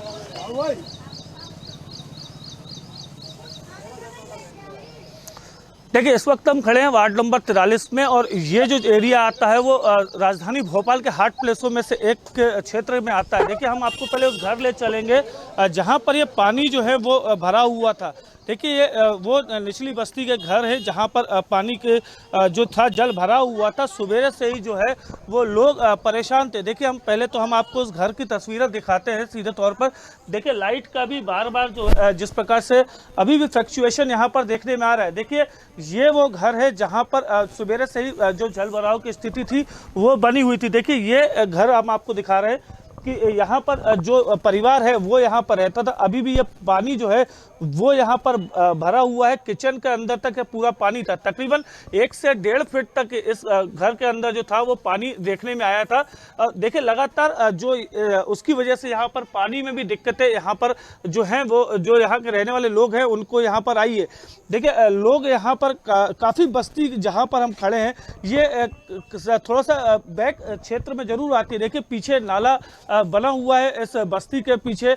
वहाँ पर भी इस प्रकार की जो परिस्थितियाँ थी वो देख रहे हैं कि नाला उफान पर था और लगभग यहाँ पर जो है 50 से ज़्यादा परिवार जो है वो यहाँ पर रहते थे और लगभग जो ये रहवासी हैं वो ये बता रहे हैं कि इस क्षेत्र में जो है ये घटना जो है वो काफ़ी रहती है। ये हमारे साथ महिलाएं मौजूद हैं, उनसे भी हम चर्चा करेंगे। मैडम कितना पानी भरा था यहाँ पर? ये तो पानी मतलब भरा था, नाले से बह गया, इतना पानी भरा था इधर से। कितना फीट होगा लगभग पानी? बस थोड़ा से था, मतलब बहते चला जा रहा था। हम लोग बाल्टी से उलझ दिए हैं, उधर से पानी पूरा भर के इधर आ जाता है। तो देखिए ये वो बस्ती है जहाँ पर इस वक्त हम खड़े हैं और लगातार लोगों के घरों में जिस प्रकार से यहाँ पानी भरा है, कई घरों में तो लाइट की जो है समस्या है वो यहाँ पर देखने में आई है। एक आंटी और है हमारे साथ है, ये भी यहाँ पर काफ़ी परेशान है, वृद्ध हैं और वृद्धा के घर में इस प्रकार से यह दिक्कत आई है। ये लगातार तस्वीरें हैं कि जिस प्रकार से इन्होंने अपने बारदाने से लगातार पानी को निकालते आ रहे हैं और अभी भी जो है पानी यहाँ पर फंसा हुआ इनके यहाँ पर था। देखिए वृद्ध आंटी जी, कल कितनी देर से पानी यहाँ फंसा हुआ था आपके यहाँ? कल 5 बजे से, सवेरे 5:30 बजे से। हाँ। तो कोई पूछने नहीं आया नगर निगम का या कोई अधिकारी? कुछ भी नहीं, कल से कोई नहीं आ रहा इधर। तो लाइट भी नहीं है, लाइट भी नहीं है। लाइट भी बंद है? हाँ लाइट भी बंद है। तो अभी तक कोई पूछने नहीं आया क्या? आप लोगों ने शिकायतें दर्ज कराई? नहीं, कोई आया नहीं तो किसके पास करें हम? मतलब कोई ना इनका हाल जानने आया, ना इनकी कोई शिकायतें किसी ने देखी हैं। देखिए ये वो स्लम बस्ती है जहाँ पर तकलीफें जरूर हैं लोगों को। देखिए ये लोगों के यहाँ तक जो है खाने के सामान जो हैं वो खराब हो गए हैं, बिस्तर तक पूरे जो हैं वो खराब यहाँ पर हुए हैं। देखिए ये जो बस्ती है आप देख सकते हैं कि चूँकि इसके पीछे ही जो है वो नाला निकलता है और उस नाले का जो उफान है वो अभी भी काफ़ी तेज़ था और लगातार जो तस्वीरें हैं जो लोग यहाँ पर बता रहे हैं कि यहाँ पर अभी भी इतनी तकलीफ में है कि अभी तक पानी निकाला है लोगों ने और पानी निकालने के बाद अब जो है कहीं ना कहीं लोगों ने राहत की सांस ली है। देखिए चैम्बर जो था, ये चैम्बर पूरा ब्लॉक था। यहाँ के रहवासियों ने इस चैम्बर को जो है खाली किया है और खाली करने के बाद ही पानी यहाँ से निकलना शुरू हुआ।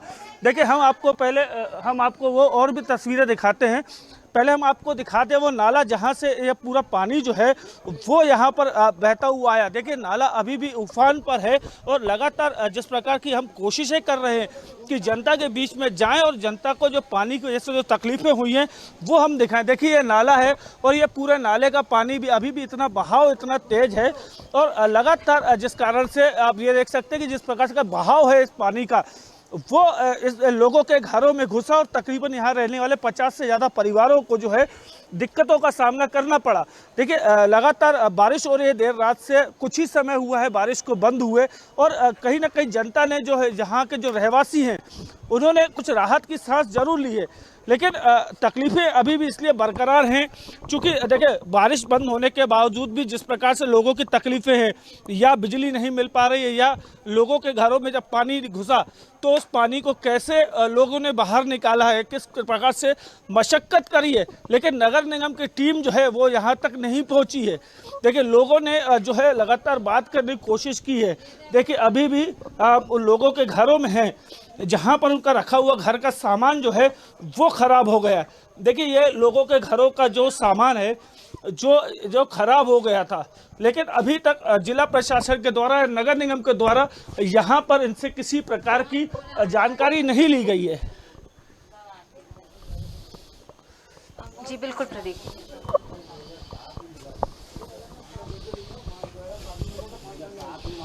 क्या स्थिति बन रही होगी ये आपने दिखा दिया, क्या स्थिति बन रही है ये भी आप बता चुके हैं, और क्या स्थिति बन सकती है और कैसी स्थितियों से वो गुजरेंगे ये लोग भी बता रहे हैं आपको।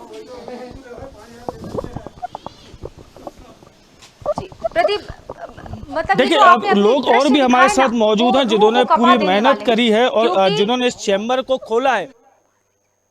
महिलाएं भी है जो काफी सुबह से कल से दिक्कतों का सामने। आंटी क्या दिक्कत आ रही थी कल आपको? अरे भाई साहब, मैं रात भर बच्चे लेके सो नहीं पा रही हूँ। तो लाइट लुक लुक आ रही है, जा रही है, और घर में ठेहुन भर पानी भरा। कुछ हो गया उल्टा सीधा, क्या सरकार हमको देगी? हमारे बच्चों मर जाए तो हमारे क्या सरकार दे देगी? क्या देगी? बहुत करेगी, 2-4 हजार थमा देगी, और क्या करेगी? लेकिन हमको तो परेशानी हो रही है। तो पानी जब से भरा था कोई आया नहीं आपके पास? अभी तक कोई नहीं आया, किसी नहीं आया, न कोई भी आया नहीं यहाँ पर कि आके हमारा देखा, हमारी मजबूरी समझे।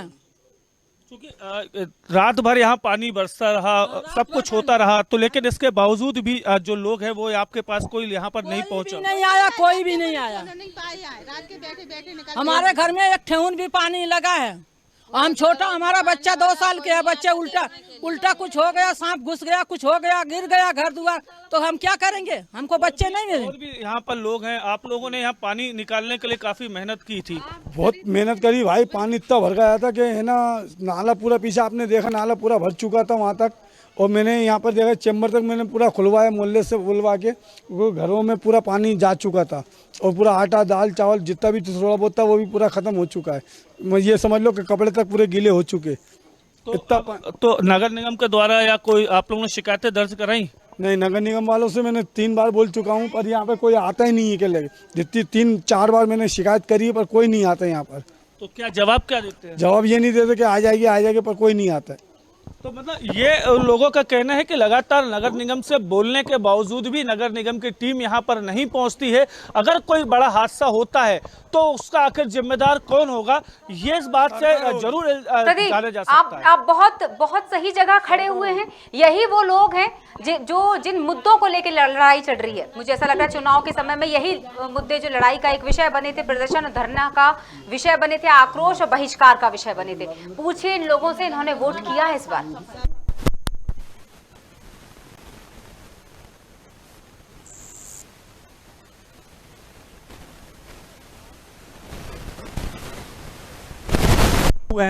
तारीख को मतदान हुआ है और वह पूरी कलई जो है कहीं ना कहीं खुलती हुई जरूर देखी जा रही है। देखिए वो जनप्रतिनिधि जो यहाँ पर पहुँच कर जनता के बीच में पहुँचते थे और ये वादे किया करते थे कि जनता के सुख दुख में हम उनके साथ रहेंगे, लेकिन आज 2 चुनाव को गए हुए अभी 4 दिन ही नहीं हुए हैं और स्थितियाँ ये है कि जो जनप्रतिनिधि जो यहाँ पर कभी वोट मांगने के लिए आते थे, आज उन लोगों के घरों में जब पानी की जो स्थिति थी, अब वहाँ पर पानी जब का जल भराव होता है, कोई भी जो पार्षद पद के प्रत्याशी थे ना वो वहां पर पहुंचते हैं, ना नगर निगम का अमला पहुंचाने का काम करते हैं। देखिए बड़ी विडंबना है कि मूलभूत सुविधाओं की बात जो है करने वाली जो पार्टियां हैं या मूलभूत सुविधाओं की जो लोग बात करते हैं, आज वो मूलभूत सुविधाओं से लोग कितने वंचित हैं इस बात का जो अंदाजा है आप देख सकते हैं। और इस जगह के हम आकर इस बात को हम ये कह सकते हैं कि 3-3, 4-4 बार नगर निगम को फोन लगाने के बावजूद भी नगर निगम की टीम जो है यहाँ पर नहीं पहुँचती है। ये एक बड़े हादसे का निमंत्रण जो है कहीं ना कहीं देते हुए नजर आ रही है नगर निगम।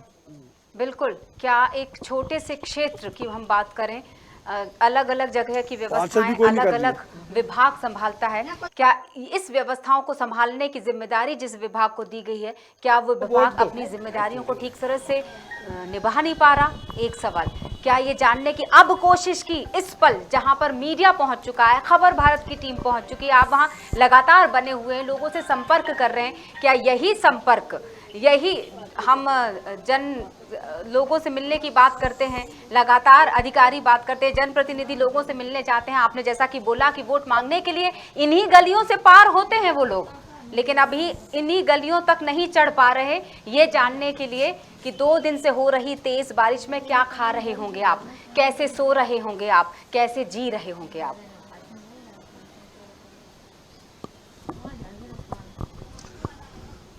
देखिए, निश्चित तौर पर जो ये मुद्दे हैं वो जरूर छोटे जरूर हैं। देखिए, सड़क, पानी, बिजली इतना बड़े कोई मुद्दे नहीं है, लेकिन उन आम आदमियों के लिए बड़े मुद्दे जरूर हैं जो यहाँ पर रहते हैं। देखिए, आप चुनाव में जाते हैं, चुनाव के दौरान में आप जाके जनता के बीच पे उनकी हर जरूरतों को पूरा करने की बात करते हैं।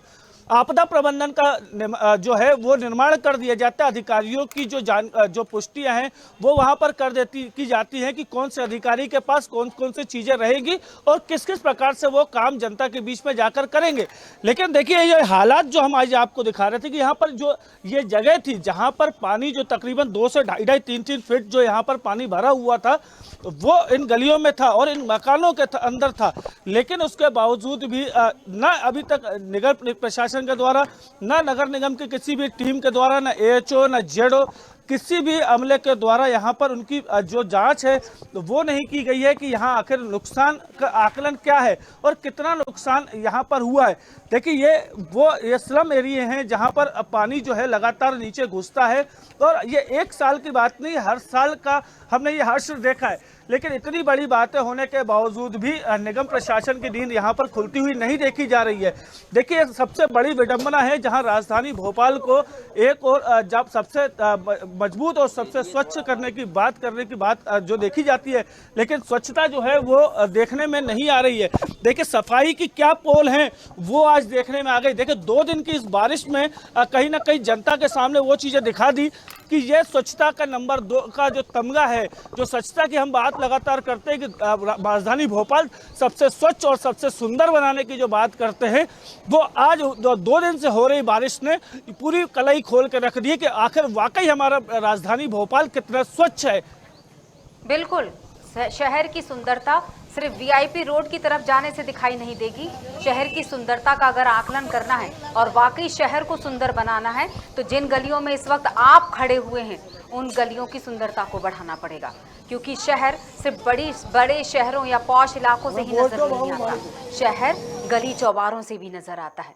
तो ज़रूरत है इन स्लम एरियाज़ पे काम करने की, ताकि ये जो ये जनजीवन अस्त व्यस्त हुआ है वो दरअसल इन्हीं क्षेत्रों में ज़्यादा देखने को मिलता है नज़ारे। बारिश, जो आफत की बारिश जिसकी हम बात कर रहे हैं लगातार पिछले कई मिनटों से, वो दरअसल कैसे कहर बनकर ढा रही है, वो ये दृश्य आप जो बता रहे हैं, जो बातें आप कर रहे हैं, जिन लोगों का जिक्र आप कर रहे हैं, जिन लोगों की स्थितियां आप बता रहे हैं कि खाद्य सामग्री खराब हो चुकी है, बिस्तर गीले पड़े हुए हैं, कैसे वो सोएंगे, बिल्कुल आइडिया नहीं कब तक ये ज़िंदगी ऐसी चलने वाली है, शायद उन्होंने भी विचार नहीं किया होगा। वो सिर्फ एक एक पल या ये कहो एक एक रातें ये सोच कर बिता रहे हैं कि शायद कल की सुबह जब होगी तो उनको सुकून मिलेगा। लेकिन वो सुकून कब मिलेगा, ये सवाल तो मैं और आप शायद बेहतर तरीके से समझ पाएंगे। जी प्रदीप। देखिए, निश्चित तौर पर यह सवाल काफ़ी बड़े हैं। देखिए, आम जनमानस के जुड़े हुए मुद्दे जिनकी हम बात लगातार करते हैं। देखिए, मध्य प्रदेश में 7 साल के बाद निकाय चुनाव हुए और निकाय चुनाव के दौरान हमने इस चीज़ को देखा है कि जनता के जो मुद्दों की बातें लेकर के जो प्रत्याशी थे वो जरूर गए थे। देखिए, स्वच्छता की हम बात कर रहे हैं, लगातार दूसरी चीज़ों की हम बात कर रहे हैं कि किस प्रकार से क्या सुविधाएं जो हैं वो मुहैया कराई जाएंगी, लेकिन मुहैया क्या होता है वो आप कह सकते हैं कि जो आज की जो परिस्थितियां हमने देखी हैं। देखिए, पानी लोगों के घर में भरता है, ये वो पानी नहीं कि जो पीने में काम आए, ये वो पानी है जो कहीं ना कहीं किसी घर को बर्बाद करता है। देखिए, लोगों के घर का राशन इसमें गया है, लोगों के घर के कपड़े जो हैं वो गीले हुए हैं, रजाइयाँ गीली हुई हैं, गद्दे गीले हुए हैं, यहाँ तक कि छोटे छोटे बच्चे जो रात भर चली बारिश के चलते अपने जो बड़े लोग हैं, बुजुर्ग हैं, उनके कंधे पे ही सो गए। ये वो तमाम चीज़ें हैं जो आज इस बात को दिखाती हैं कि वाकई नगर निगम भोपाल की जो वादे थे या आपदा प्रबंधन की टीम के जो वादे थे वो कितने अच्छे और कितने कारगर साबित हुए हैं। ये वो जनता है जिसका साफ तौर पर कहना है कि काम के लिए हम तो दुनिया को फोन लगाते हैं लेकिन काम नहीं होते हैं। तो दावे कितने सच्चे हैं ये आज के इसको जो हमने दिखाया है कि जहाँ हम गलियों में घुसे हैं, जहाँ लोगों से हमने बातें की है, वो दावे कितने अच्छे हैं ये नगर निगम को देखना होगा। बिल्कुल, और ये भी देखना होगा प्रदीप, मैं बहुत देर से इस बात को ध्यान दे रही हूँ कि आपके साथ में कैमरे के साथ साथ एक व्यक्ति लगातार आपके आसपास घूम रहा था, जिसने किसी प्रत्याशी की, किसी नेता की प्रिंट की हुई टी शर्ट पहनी हुई थी। तो सिर्फ ये बांट देने से, अपनी पब्लिसिटी कर देने से, प्रकाशन प्रसारण जो भी हम बोले, किसी भी तरह से अपनी पब्लिसिटी कर देने से काम नहीं चलेगा। केवल लोगों के पास अपने विज्ञापन वाली चीज़ों को भेज देने से काम नहीं चलेगा। लोगों के लिए काम करना पड़ेगा, लोगों के दिमाग तक बसना पड़ेगा, लोगों के दिमाग तक पहुंचने के लिए उनकी समस्याओं का समाधान करना पड़ेगा। क्योंकि अभी तो ये बारिश इनसे इनका खाना छीन रही है, इनकी रातों की नींद छीन रही है। आप देखिएगा, मैं और आप मिलकर ये खबरें भी चला रहे होंगे कि कुछ ही दिनों में यही बारिश बीमारियां बनकर भी आएंगी इनके घरों पर।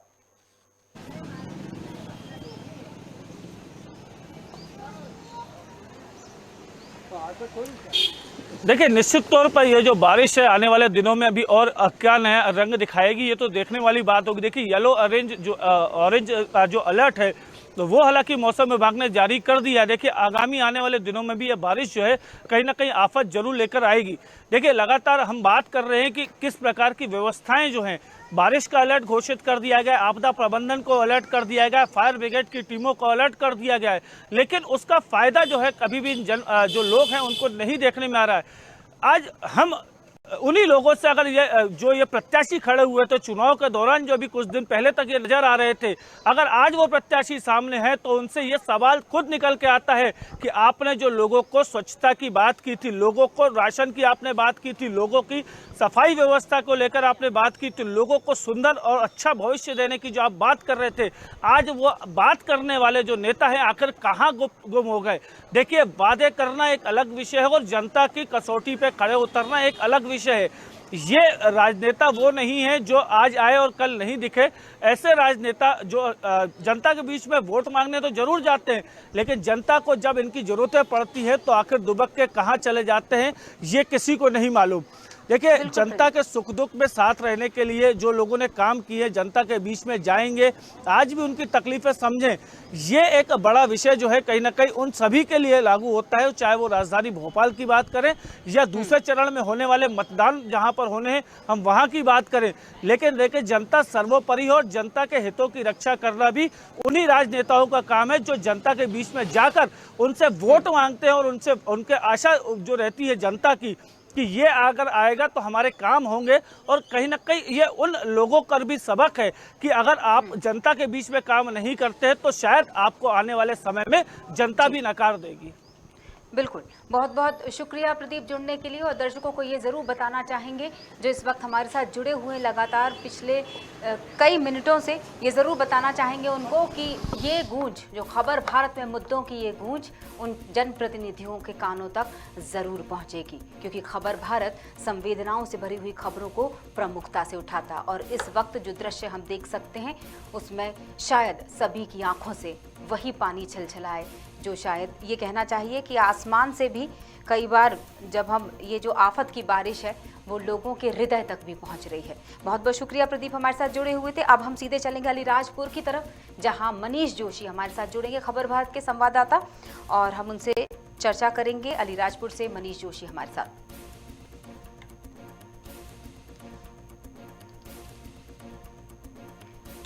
इन इलाकों में हम बता रहे हैं आपको, निचली बस्तियों में पानी भरा हुआ है, सड़कों में भी पानी भरा हुआ है, वाहन का चलाना दूभर हो चुका है। चाहे मैं 2 पहिया वाहन की बात करूं या 4 पहिया वाहन की, देख सकते हैं हम पेट्रोल पंप तक में पानी भरा हुआ है।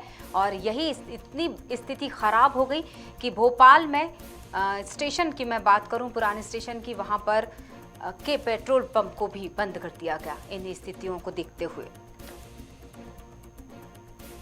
अलीराजपुर से मनीष जोशी हमारे साथ जुड़ चुके हैं। मनीष, क्या कहना चाहेंगे? अलीराजपुर की स्थिति भी हम चाहेंगे कि आप बताएं दर्शकों को। जी बिल्कुल, जिला मुख्यालय सहित आसपास अंचल में तेज बारिश से जीवन अस्त व्यस्त हो गया। नगर के रक्षा नदी का पुल पानी के ऊपर से बह निकला, वहीं पंचेश्वर मंदिर के पास स्थित सुक्कर नदी का पानी भी मुक्तिधाम तक पहुंच गया। मैम, यहाँ पर एक बात और बताओ, तेज बारिश के कारण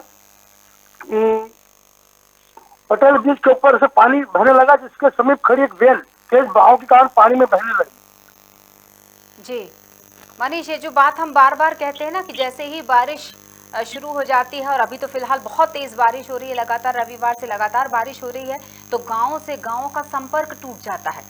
तो ये तकनीकी कारण शायद हमारे और आपके बीच में भी आ रहा है, आपकी जो आवाज़ है वो स्पष्ट नहीं आ पा रही है, फिर भी हम कोशिश करेंगे शायद आपकी बात को दर्शकों तक पहुंचाया जा सके।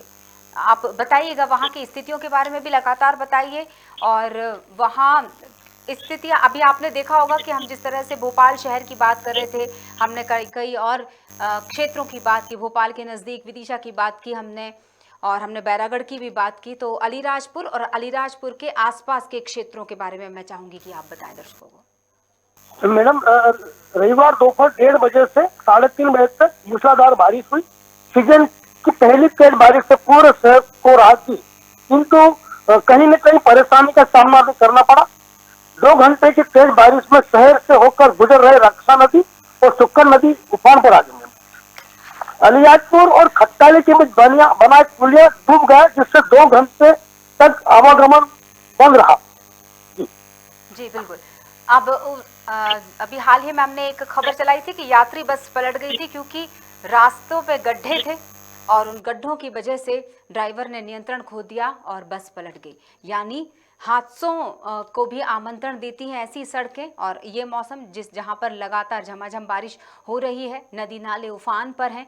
क्या कहना चाहेंगे, वहाँ ऐसी स्थितियां ना बने, वहाँ हादसे ना हो। अगर इस तरह के कोई रास्ते हैं जिन्हें तुरंत बंद करने की ज़रूरत है, जहां तुरंत वैकल्पिक रास्तों को की तरफ रुख कर लें लोग, वाहनों की खासतौर से मैं बात करना चाहूं तो इस ओर प्रशासन को ध्यान देना चाहिए। तो इस तरह की कोई व्यवस्था प्रशासन ने अगर कर रखी हो तो मैं चाहूंगी कि जरूर आप बताएं।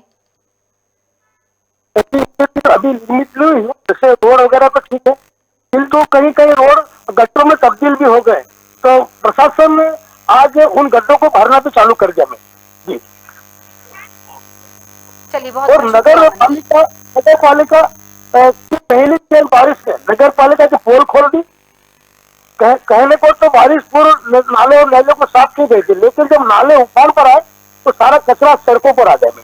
इतना ही नहीं, सड़कों के आसपास बड़ी नालियां भी चौक हो गई। बिल्कुल। इस कारण बारिश का पानी नालियों से निकलकर सड़क पर बहने लगा। इस स्थिति में हर किसी को परेशानी का सामना करना पड़ा।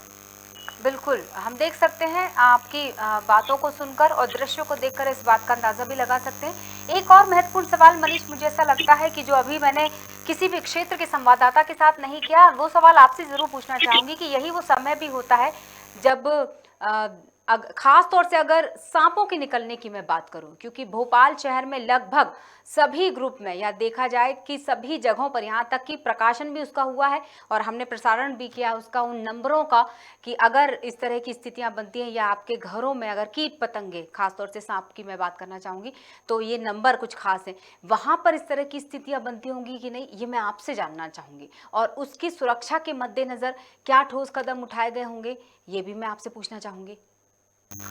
जी मैडम, यहाँ पर एक ग्रामीण एरिया और ट्राइबल जिले होने के कारण कहीं कहीं बच्चा बहुत ही नजदीकी मकान रहते हैं, जिससे ये जानवरों की रात में आने की संभावना रहती है। लेकिन तो मैम क्या होता है कि इन जानवरों के बिलों में पानी घुस जाता है और जानवर बारिश के समय में घर में घुस जाते हो। कई घटनाएं भी घट चुकी, किंतु अभी कुछ घटनाएं सुनने में नहीं आ रही। चलिए, बहुत बहुत शुक्रिया मनीष जुड़ने के लिए। अलीराजपुर से मनीष जोशी हमारे संवाददाता जुड़े हुए थे खबर भारत के। मनीष जोशी जिस तरह से हमें जानकारी दे रहे थे कि क्या वहाँ सड़कों की स्थिति है और किस तरह की निगरानी प्रशासन की तरफ से रखी जा रही है। हम कुछ और लोगों से चर्चा करने वाले हैं। आपको बता दें कि भोपाल के आसपास की अगर मैं बात करना चाहूँ या केवल राजधानी की अगर हम बात करना चाहें, तो सबसे ज़्यादा जो खराब हालत हुई है वो Ashoka garden, Karond, Lal Ghati, Bairagarh, Nishatpura, Gautam Nagar, Shahjahanabad, Mangalwara, Ibrahimpura, Berasia road, Chhola road, Nadra bus stand, second stop, Tulsi Nagar, Hoshangabad road, Kotra की है। जल भराव से लोग लगातार परेशान हैं, ना सिर्फ राजधानी के लोग बल्कि पूरे प्रदेश की अगर हम बात की जाए तो पूरे प्रदेश में ही लगभग ऐसी ही स्थितियां बनी हुई हैं। हमारे साथ बालाघाट से श्याम सिंह सूर्यवंशी जुड़ चुके हैं। हम श्याम से जानेंगे कि बालाघाट चूंकि आदिवासी वाला क्षेत्र हम उनसे चर्चा करेंगे। आपको बता दें एक बार, कई जगह पेड़ गिरने की खबरें भी आई थी 2 दिन में ही, यानी अगर 1 जून से हम बात करते हैं, अब तक की बात करें फिलहाल 1 जून से लेकर 10 जून तक की अगर हम बात करें तो 10 जून की सुबह तक बारिश बार बार लगातार हो रही है। अब तक भोपाल में 16 इंच बारिश हो चुकी है और अभी तक 10 इंच बारिश जो है वो नोट की गई थी।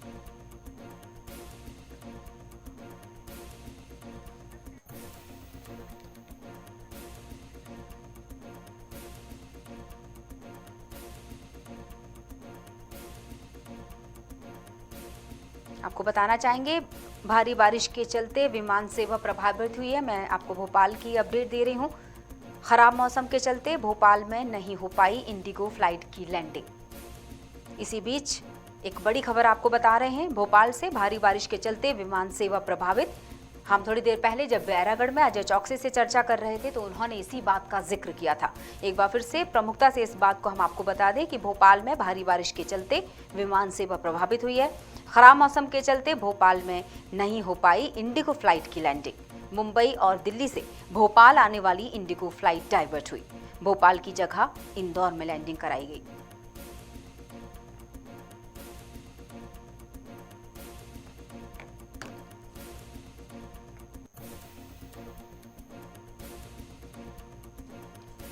मध्य प्रदेश में 17 सालों का रिकॉर्ड टूट गया है। प्रदेश में 24 घंटे में 8.5 इंच पानी गिरा है और तेज बारिश से प्रदेश जलमग्न। जलभराव की स्थितियां स्पष्ट नजर आ रही हैं। हम आपको तस्वीरों में, हम आपको विजुअल्स बता रहे हैं। इस वक्त ये जो नज़ारा आप देख पा रहे हैं ये मुख्य सड़कों का है।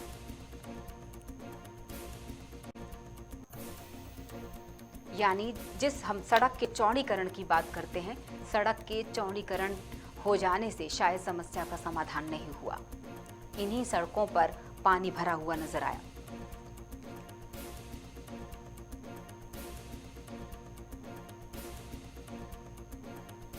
प्रदेश में लगातार हो रही मूसलाधार बारिश से निचली बस्तियों में भी पानी भरा, तो वहीं अगर हम विदिशा की तरफ की बात करना चाहें तो वहां पॉश इलाकों में भी पानी भरने की खबरें आई।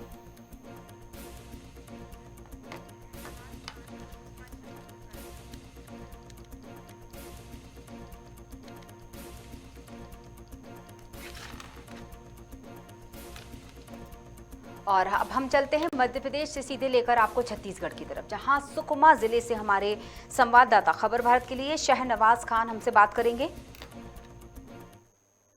शहनवाज, आप तक मेरी आवाज पहुंची? जी मैम, जी मैम। शहनवाज, मध्य प्रदेश की तस्वीरें हमने बताई, राजधानी की बात हमने बताई, राजधानी की स्थितियां हमने बताई और राजधानी के आसपास के क्षेत्रों के बारे में भी दर्शकों को बता दिया। अब वक्त है छत्तीसगढ़ की खबरों की तरफ बढ़ने का कि छत्तीसगढ़ में क्या स्थितियां, वहां बारिश की अगर मैं बात करना चाहूं कि बारिश कितने इंच अब तक हो चुकी है, लगातार बारिश कितने दिनों से, कितने समय से हो रही है, जन जीवन की अगर मैं बात करना चाहूं, यहां तो अस्त व्यस्त हो चुकी हैं स्थितियां, वहां क्या स्थितियां बनी हुई हैं? जी बिल्कुल मैम, मैं बता दूं कि भारी बारिश की वजह से बस्तर के बीजापुर और सुकमा जिले में बाढ़ जैसे हालात बन रहे हैं। मैं इस वक्त केवल बस्तर की बात कर रहा हूँ क्योंकि बस्तर के बीजापुर और सुकमा ज्यादातर बाढ़ से प्रभावित इलाका है, इसलिए मैं बीजापुर और सुकमा की बात बता रहा हूँ। यहाँ कई गाँव का जो संपर्क है मुख्य रास्तों से कट गया है, यहाँ तबाही भी शुरू हो चुकी है। मैं बात कर रहा हूँ शुक्रवार की, तो शुक्रवार की सुबह जंगल में गश्त पर निकले सीआरपीएफ के जवानों का एक दल बाढ़ की चपेट में आ गया था। सिलगेर के जंगलों में एक बरसाती नाले को पार करते हुए सीआरपीएफ के 210वीं बटालियन के जवान सूरज आर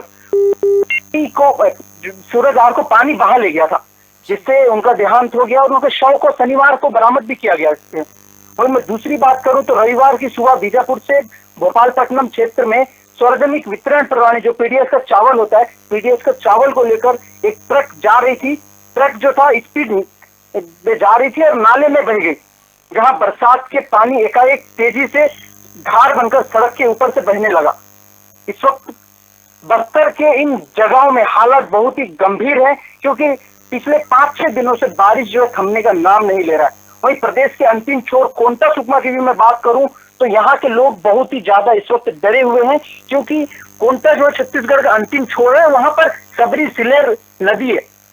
उस नदी पे लगातार हर वर्ष बाढ़ की संभावनाएं बनी रहती है। और मैं बात करूं तो पोलावरम डैम का निर्माण होने के बाद इस बाढ़ की आशंका और ज्यादा जताया जा रहा है, क्योंकि सुकमा जिले में ही ये जो मुरकुम नाला है पूरी तरह उफान से भर गया है, पूरी तरह पानी से भर गया, तेज बहाव है, आने जाने का जो मार्ग था पूरा बाधित हो चुका है, लोग इस पार से उस पार नहीं आ पा रहे हैं। और साथ ही मैं छत्तीसगढ़ और तेलंगाना की भी बात करूं तो छत्तीसगढ़ तेलंगाना की जो सड़कें हैं वो पूर्ण रूप से बंद हो चुका है, क्योंकि गोदावरी नदी का इस वक्त आखिरी स्टेज 52 के आसपास वहां का भी पानी बताया जा रहा है कि 52 से भी ज्यादा वहां का जो पानी है वो बढ़ चुका है। लगातार इस वक्त जो पानी है, जो बस्तर की मैं बात करूं, बस्तर में पानी लगातार बाढ़ के जो पानी है वो बढ़ रहा है। तो गोदावरी वाटर लेवल जो BCM भद्राचलम का मैं बात करूं तो इस वक्त 52 फीट से भी ज्यादा हो चुका है, क्योंकि वहां का जो गोदावरी का जो वाटर लेवल होता है वो लास्ट वार्निंग 53 फीट का रहता है, लेकिन इस वक्त 2 बजे तक की जो अब तक रिपोर्ट आई है वो 52.25 फीट से ऊपर चले गया है। इसी को लेकर कोंटा जो छत्तीसगढ़ का लास्ट आखिरी अंतिम छोर है, वहां के लोग एक डरे हुए हैं, क्योंकि लगातार वहां का जो सबरी नदी का जलस्तर है वो पूरी तरीके से भर गया है। और आंध्रा, तेलंगाना, छत्तीसगढ़ तीनों बॉर्डर के जो रास्ते हैं वो कहीं ना कहीं इससे बाधित हो चुकी है। और कई लोग जो है छत्तीसगढ़ के जो आंध्रा तेलंगाना जाते हैं, मैं बात करूं स्कूल की, जो आज कई शिक्षक जो है तेलंगाना के रास्ते से होते हुए मरेगुड़ा तक गए थे, जो छत्तीसगढ़ के निवासी है, कोंटा के निवासी है, वो रास्ते में फंस चुके हैं, उनको आने जाने में बड़ी दिक्कत हो रही है। पूरे जो सड़क है वो बाढ़ के पानी से लबालब भर गए। बिल्कुल शाहनवाज, 2 बातें जो मुझे बहुत अच्छी तरह से समझ आ गई हैं और वो अब सवाल का रूप लेने वाली है। पहली चीज़, आपने जवानों की सुरक्षा की बात की। नक्सली क्षेत्र छत्तीसगढ़ माना जाता, वहाँ बहुत ज़्यादा अलर्ट मोड पर रहते हैं जवान। CRPF जवानों की मैं बात करूँ, यानी एक तरफ सुरक्षा जवानों की। तो एक सवाल और जो मुझे आपसे मुख्य रूप से पूछना होगा, क्योंकि गांव से गांव का संपर्क टूट चुका है और जिस तरह के हमने अभी दृश्य देखे वो दृश्य भी डरा देने वाले हैं। जवानों की सुरक्षा और जननी सुरक्षा, अगर इस वक्त प्रसव पीड़ा से गुजरती है कोई महिला तो वो कैसे अस्पताल पहुंचेगी, ये एक बड़ा सवाल है। वहाँ स्वास्थ्य सुविधाएं भी पहुंच पाएंगी कि नहीं, ये दूसरा अहम सवाल। मैं आपको बता दूं, जो बीजापुर जो है नक्सली गढ़ में आता है, सबसे बड़ी बात तो यहाँ पे बरसात के दिनों में एक मानसून ऑपरेशन चलाया जाता है सुरक्षा बलों के जवानों के द्वारा, जिसके तहत नक्सलियों को मुंह तोड़ जवाब दिया जाता है। इसी को लेकर नक्सली हमेशा एक एम्बुश बनाकर जवानों पर आक्रमण करते हैं, लेकिन इस वक्त की हालात कुछ अलग ही नजर आ रही है, क्योंकि लगातार छत्तीसगढ़ के दक्षिण बस्तर में पानी बरसात लगातार हो रही है। पिछले मैं 6 दिनों की बात कर रहा हूं, तो अब तक 2 से 3 घंटे का भी बारिश से राहत मिलने वाली ऐसी कोई भी संभावना अब तक नजर नहीं आई है, क्योंकि लगातार जो है 24 घंटा यहाँ पे बारिश हो रहा है। और जवान जो है जंगलों में कैंप में रहते हैं और उनको लगातार अपने क्षेत्र के हिफाजत के लिए उनको गश्त पे निकलना पड़ता है। रात को भी कई जवानों का दल जो होता है अपने कैंप से निकल के गाँव में गश्त के लिए जाता है। इससे पहले मैं एक तस्वीर भी आपको साझा करने वाला था, लेकिन यहाँ पे मैं इस वक्त मौजूद हूँ। नेट की बहुत ज्यादा समस्या यहाँ पे उत्पन्न हो रही है, वरना मैं आपको और भी कई तरीके से आपको जवानों की उस चीज को दिखाता जिसको लेकर आप इस वक्त सवाल कर रहे हैं कि जवानों की सुरक्षा सबसे बड़ा अहम मुद्दा है। और रात को करीबन 11 बजे जवानों की एक टीम एक बटालियन से निकलकर, CRPF बटालियन की टीम निकलकर जब बाहर जाती है और सुबह 5 बजे उनको रवाना होना होता है, तो जिस नाले के रास्ते उन्होंने रात को गए थे, वापस आते समय नाला जो था पूर्ण रूप से भरा हुआ था और उसमें हमारे जवानों के साथ महिला कमांडो भी मौजूद थी। और इस वक्त सुबह लगभग 9:30 बजे हमारी उनसे बात भी हुई थी। उन्होंने बताया कि पानी की तेज रफ्तार है और इसमें तो हम नाला के उस पार जंगलों में फंसे हुए हैं, फिर भी बड़ी मुश्किल के बाद लगभग 2 से 2.5 घंटे मेहनत के बाद वो लोग इस पार से उस पार आ पाए हैं। और बात स्वास्थ्य विभाग की करें तो इस वक्त पानी की समस्या तो लगातार इस 5-6 दिनों में हो रही है, लेकिन फिर भी ग्रामीण अंचलों में जो महिलाएं खासकर बीमार हो रही है या गर्भपात के दौरान उन्हें हॉस्पिटल की जरूरत होती है, डॉक्टरों की जरूरत होती है, इलाज की जरूरत होती है, तो इस वक्त मिलना बहुत ही मुश्किल हो चुका है। क्योंकि बरसात में गांव जाने के लिए, बस्तर में अधिकांश गांव जाने के लिए नालों का सहारा लेना पड़ता है। और कहीं ना कहीं मैं खास दंतेवाड़ा की भी बात करूं तो दंतेवाड़ा में पहाड़ के उस पार, बैलाडीला की मैं बात कर रहा हूँ, पहाड़ के उस पार कई गाँव ऐसे हैं जहाँ जाने के लिए नाला का सहारा लेना पड़ता है। लेकिन अभी पिछले 4 दिनों से नाला तेज रफ्तार में पानी वहां से बह रहा है, जिसके कारण न स्वास्थ्य विभाग की टीम उस पार जा पा रही है, ना ही गांव के लोग इस पार आ रहे हैं। तो कहीं ना कहीं इस बरसात के वजह से, इस पानी की वजह से आम नागरिकों को, ग्रामीणों को भी कई वजह से कई चीजों का, मुसीबतों का सामना उठाना पड़ रहा है। जी बिल्कुल शाहनवाज, जिन जगहों की आपने बात की थी, जिन सीमाओं की आप बात कर रही थी कि, तो मैं चाहूंगी कि स्पष्ट कर देते, हम दर्शकों को भी बता देते, एक छोटी सी जानकारी आपके द्वारा मिलनी चाहिए कि छत्तीसगढ़ राज्य जो है वो 6 राज्यों की सीमाओं से सटा हुआ है। दरअसल आप जो अभी तेलंगाना और जो तमाम राज्यों का जिक्र कर रहे थे उन सीमाओं से जुड़कर, तो वो दरअसल सीधे सीधे छत्तीसगढ़ की सीमाओं से जुड़ता है। जी शाहनवाज, पोलावरम डैम की बात कर रहा था जी। पोलावरम डैम जो आंध्र प्रदेश के ईस्ट गोदावरी, जो राजमंड्री के समीप है, वहां पे बनाया गया था, जहां गोदावरी और सबरी नदी का पानी एकत्रित किया जा रहा था, जो कि दक्षिण भारत का सबसे बड़ा एक डैम भी माना जा रहा है। और इसको लेकर कई बार बैठकें भी हुई है, जिससे छत्तीसगढ़ के, मैं बात छत्तीसगढ़ की कर रहा हूँ, उस डैम से प्रभावित होने वाले 9 गांव आज भी खतरे के निशान पर है, क्योंकि कोंटा, पंदीगुड़ा, इंजरम, जो दरबागुड़ा, ये सब गांवे हैं, वो कहीं ना कहीं इस पानी की वजह से और आज बरसात की वजह से डूबने के कगार पे, पानी पूरा लबालब हो चुका है। इससे के उन 9 गांव के लगभग 20,000 से ज्यादा परिवार जो है वो कहीं ना कहीं बेघर होने का भी खतरा इस पोलावरम डैम से उठाना पड़ेगा, क्योंकि पोलावरम डैम बनने के बाद छत्तीसगढ़ शासन द्वारा ना ही यही 20,000 परिवार के लोगों के लिए किसी भी तरह का कोई भी जो व्यवस्थाएं होती है वो नहीं किया गया। मैं आंध्रा की बात करूं तो आंध्रा में पोलावरम डैम बनने के बाद वहां के जो बाढ़ पीड़ित इलाके थे, वहां के लोगों के लिए वहां की सरकार जो थी एक अलग बसेरा बनाकर रहा, उनको घर दिया गया है, वहां नल कनेक्शन दिया गया है, उनको वहां पे अलग से शिक्षा की व्यवस्था की गई है। लेकिन छत्तीसगढ़ शासन इस चीज को लेकर अभी तक बेखबर है, क्योंकि 20,000 से ज्यादा परिवार जो है आज भी बाढ़ की चपेट में बैठे हुए हैं। पूछिए उनसे, सवाल कीजिए भूपेश सरकार से कि अब वो भेंट मुलाकात कार्यक्रम कहाँ चला गया। क्या इस वक्त भेंट मुलाकात कार्यक्रम को इन लोगों के बीच में जाकर नहीं करना चाहिए? ये लोग जो आपने बताया कि 9 गांव 20,000 लोग, ये कम संख्या नहीं है, ये वो 20,000 लोग जो घर से बेघर होने की स्थिति में, और कुछ तो हो भी चुके होंगे हमारी चर्चा के दौरान तक, क्योंकि आपने बताया कि लगातार 6 दिन से छत्तीसगढ़ बारिश से हाल बेहाल हो चुका है उस राज्य का। जी बिल्कुल बता दें, जो छत्तीसगढ़ शासन द्वारा, भूपेश बघेल सरकार के द्वारा भेंट मुलाकात कार्यक्रम चलाया जा रहा है, ये कहीं ना कहीं उस बात को भी दर्शाता है। जब भूपेश बघेल अपने प्रवास के दौरान, अपने कार्यक्रम के दौरान, भेंट मुलाकात कार्यक्रम के दौरान जब छत्तीसगढ़ के अंतिम छोर कोंटा पहुंचे थे, वहां के लोगों से मुलाकात की, लेकिन फिर भी भूपेश बघेल ने वहां के लोगों से ये सवाल तक नहीं किया कि इस पोलावरम डैम बनने के बाद यहाँ के लोगों के लिए क्या कुछ किया जा सकता है। क्योंकि अधिकांश जो छत्तीसगढ़ के अंतिम छोर कोंटा की मैं बात कर रहा हूँ, वहां पे वार्ड नंबर 12, 13, 14, 15 जो है वो लगातार नदी के किनारे बसे हुए, पुरानी बस्ती, कुल्लूपारा, नया पारा के जो इलाके हैं, डोंडरा के जो इलाके हैं, ग्राम पंचायत डोंडरा, पंदीगुड़ा, इंजरम की मैं बात कर रहा हूँ, ये पूरे नदी के किनारे बसे हुए गाँव है और यहाँ पे कई परिवार रहते हैं। और कई परिवार तो ऐसे हैं जिनके वहां पे खेती है। और सबसे बड़ी बात मैं इसकी करूंगा कि दंडकारण्य क्षेत्र में अधिकांश जंगल में जानवर रहते हैं, और इस बाढ़ से कहीं ना कहीं उन जानवरों को सबसे ज्यादा नुकसान हो रहा है, क्योंकि लोग यहां से वहां पलायन कर सकते हैं, लेकिन जानवर, बेजुबान जानवर जो होते हैं, जो बख्तर के इन जंगलों में है और इस वक्त बाढ़ के हालात पैदा हो चुके हैं, तो कहीं ना कहीं जो जानवर है वो बेघर, बेसहारा के एक जानवर जो होता है वो बेजुबान होता है, कुछ कह नहीं पाता, लेकिन अपने दर्द को बयां करने इस भरी बारिश और इस बाढ़ के बीच में फंस चुका है। लगभग सरकार को व्यक्तियों के साथ इस जानवरों को भी देखने की आवश्यकता है। सोचने वाली बात है, जिनके पास जबान है, जो जबान अपनी भाषा में अपने मुखिया को बात सुना देते हैं, जब उनकी बात को नहीं सुना जाता तो उन बेजुबानों की बातों को क्या सुना जाएगा, क्या देखा जाएगा, जो अपनी स्थितियां बयां ही नहीं कर सकते।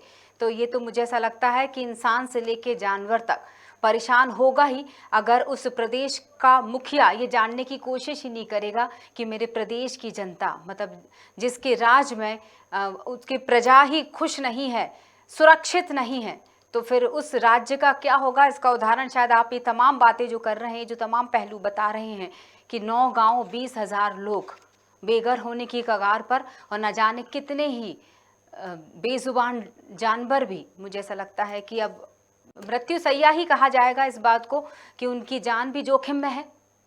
जी शाहनवाज।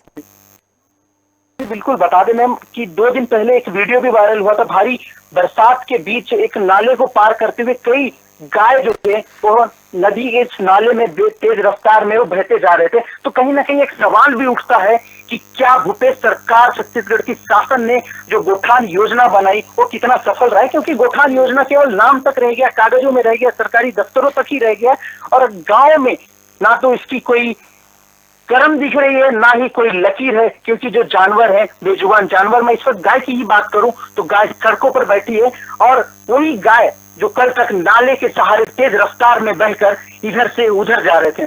जी बिल्कुल। और जिस तरह से अगर हम बात करें कि स्कूलों की छुट्टी की हम बात करना चाहेंगे, हाल ही में हमने एक बहुत खूबसूरत खबर छत्तीसगढ़ की चलाई थी जहां पर सैटरडे नो बैग डे होगा। मतलब बच्चों की सुरक्षा को देखते हुए, बच्चों की सेहत को देखते हुए, बच्चों की फिजिकल, मेंटल, शारीरिक और मानसिक स्वास्थ्य को देखते हुए प्रदेश सरकार ने ये पहल की। तो इन पहल से ज़्यादा महत्वपूर्ण पहल वो होगी कि बारिश के आने के पहले उनको सुरक्षित रखा जाए, वो अपने घरों में सुरक्षित रहें, सेहतमंद रहें। मुझे लगता है कि प्रदेश सरकार को इस तरफ ज़्यादा ध्यान देने की ज़रूरत है, राज्य गीत को लागू करने से बेहतर नो बैग डे के साथ साथ। बिल्कुल, मैं आपसे कुछ कड़ी इस ओर भी मैं ले जाना चाहूंगा, क्योंकि जो बच्चों का स्कूल की बात अगर हम करें तो बच्चों को अगर स्कूल से एक दिन का अवकाश दिया जाए या बारिश को लेकर स्कूल की छुट्टी की जाए तो ये काफी नहीं है, क्योंकि जिस स्कूल में बच्चे जाते हैं वहाँ शिक्षक भी होते हैं और शिक्षक का भी एक परिवार होता है। इस वक्त मैं बात कर रहा था मरेगुड़ा स्कूल की, जो तेलंगाना, छत्तीसगढ़ और तेलंगाना के होते हुए उस रास्ते से जब मरेगुड़ा छत्तीसगढ़ के अंतिम छोर वनांचल क्षेत्र मरेगुड़ा जब वहां के शिक्षक पहुंचते हैं बच्चों को शिक्षा देने के लिए, आज उन्हीं की हालत गंभीर है, क्योंकि एक समस्या उनके सामने आ खड़ी हुई है। वो सुबह अपने घर से निकले थे स्कूल बच्चे को शिक्षा देने के लिए, लेकिन अभी मरेगुड़ा से आते वक्त उनकी जो गाड़ी थी वो रास्ते में रुक गई है, क्योंकि जो छत्तीसगढ़ और तेलंगाना का रास्ता है वो बाढ़ से प्रभावित है और पूरी तरीके से भर गया, इसमें गाड़ी इस पार से उस पार आ पा रही है, यानी आवागमन बंद हो चुका है। तो मैडम कहीं ना कहीं बात ये भी है कि शिक्षकों को भी सरकार देखे, उनकी भी एक फैमिली होती है, तो शिक्षक और बच्चे के बीच जो तालमेल है उसको बना रहे और सरकार शिक्षकों के ऊपर भी ध्यान दे, उनके भी परिवार है। जी बिल्कुल, परिवार तो गरीब का भी होता है और संपन्न का भी परिवार होता है। तो मुझे ऐसा लगता है कि सरकार को सभी वर्गों को ध्यान में रखते हुए फैसले लेने चाहिए। दूसरी महत्वपूर्ण बात ये करना चाहूँगी मैं शाहनवाज कि वनांचल क्षेत्रों का भी आपने जिक्र किया, तो इस ओर ध्यान देना शायद समय से पहले ज़्यादा ज़रूरी हो जाना चाहिए, क्योंकि हमें पता है, हम सभी जानते हैं, अब तो बच्चे भी जानते हैं, जो स्कूल जाते होंगे उन बच्चों को भी अच्छी तरह पढ़ा दिया जाता है कि सबसे ज़्यादा बारिश कहाँ होती है, वनांचल क्षेत्रों में होती है। तो क्या सरकार को ये बात नहीं पता कि वनांचल क्षेत्रों में ज़्यादा सुविधाएं देने की ज़रूरत है लोगों को?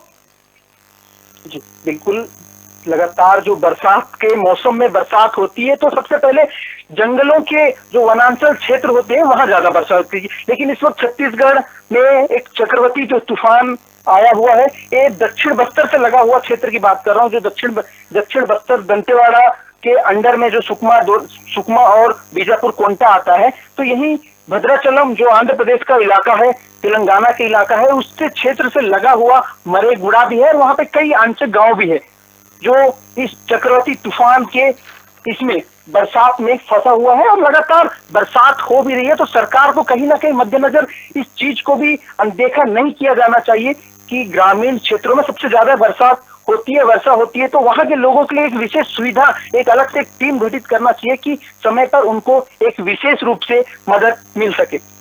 बिल्कुल, हम बता देते हैं दर्शकों को, एक सवाल मैंने आपसे रखा था, मुझे लगता है मैं दर्शकों को बता देती हूँ कि छत्तीसगढ़ की सीमाएं देश के 6 राज्यों को स्पर्श करती हैं, इसलिए स्थिति वहाँ थोड़ी भयानक हो जाती है और विचारणीय हो जाती है। मध्य प्रदेश, उत्तर प्रदेश, झारखंड, उड़ीसा, महाराष्ट्र और आंध्र प्रदेश इसमें शामिल है। ये 6 सीमाओं को स्पर्श करता है छत्तीसगढ़।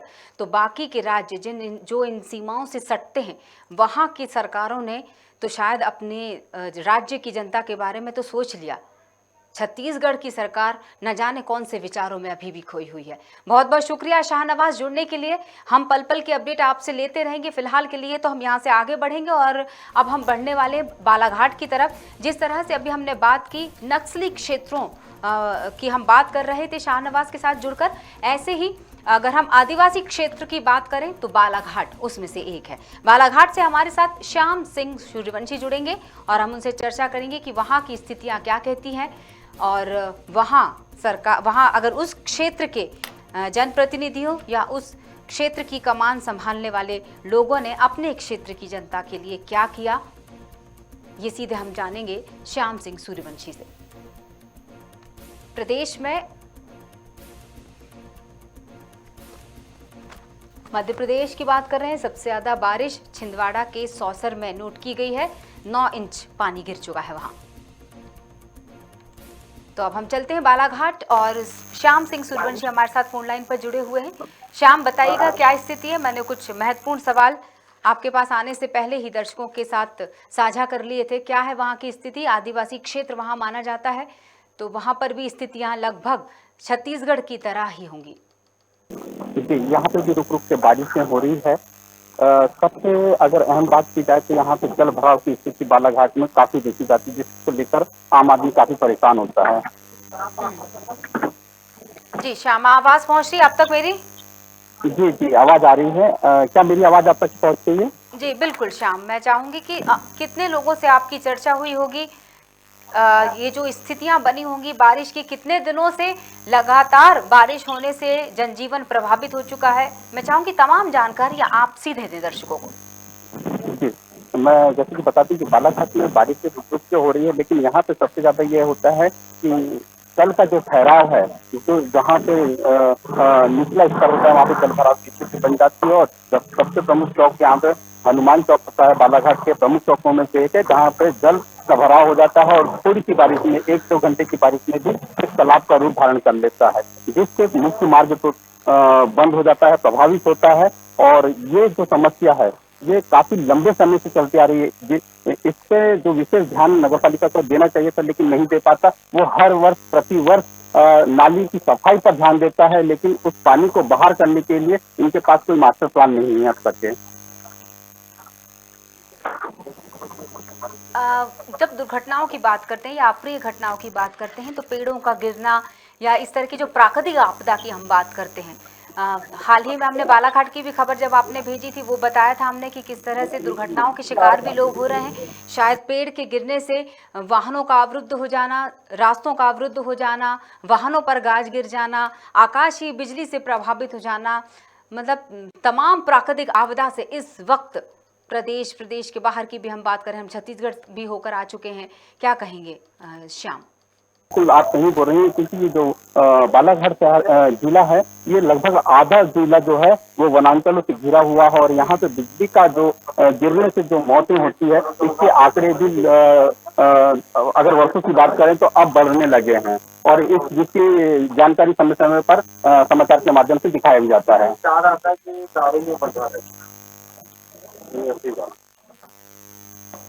श्याम, अब तक कितनी बारिश हो चुकी होगी? कितने इंच बारिश की वहाँ आकलन किया जा चुका है? लगभग यहाँ पे जो दिखाया जा रहा है लगभग मेरे अंदाज से 30-25% के इंच बारिश की बात की जा रही है। जी बिल्कुल, हम लगभग हर क्षेत्र में सवाल रख रहे हैं कि जिला प्रशासन की क्या तैयारियां चल रही हैं। लोगों को कम परेशानी तो झेल रहे हैं लोग, इसमें कोई दो राय नहीं, लेकिन परेशानियां कम हो और समय रहते उन परेशानियों को नियंत्रण में किया जा सके और या समाधान की तरफ बढ़ा जा सके, तो आप क्या कहना चाहेंगे? आवाज क्लियर नहीं थी मैम। जी श्याम, ये भी एक बड़ा कारण बनता है। जिस तरह से अभी हमने थोड़ी देर पहले बात की कि गांव से गांव का संपर्क टूट चुका है, तकनीकी समस्या आएंगी ही, यही हमारे और आपके बीच में भी शायद हो रहा होगा। फिर भी अगर आप तक मेरी आवाज़ पहुंच रही हो, सवाल पहुंच रहा हो कि वहाँ क्या स्थितियाँ बनी हैं, प्रबंधन क्या बोल रहा है, मौसम विभाग वहाँ का क्या कहता है कि और कितने दिन तक वहाँ की स्थितियाँ बेकाबू रहेंगी? अगर मैं बालाघाट की बात करूं तो अभी खैर इतनी बारिश नहीं हुई है कि यहाँ पे हालत बेकाबू हो जाए। बारिश तो हो रही है लेकिन वो नियंत्रण के अंदर में है। अगर लेकिन वनांचल होने के कारण यहाँ पे जो ग्रामीण क्षेत्र होते हैं उससे संपर्क टूट जाता है थोड़ी भी बारिश में, क्योंकि यहाँ पे जो पुलियों की व्यवस्था होनी चाहिए थी वो कुछ ग्रामों में अभी भी नहीं है, जिसके कारण बारिश के समय में काफी तकलीफें झेलनी पड़ती है। चलिए, बहुत बहुत शुक्रिया शाम जुड़ने के लिए, और हम लगातार बात करते रहेंगे आपसे।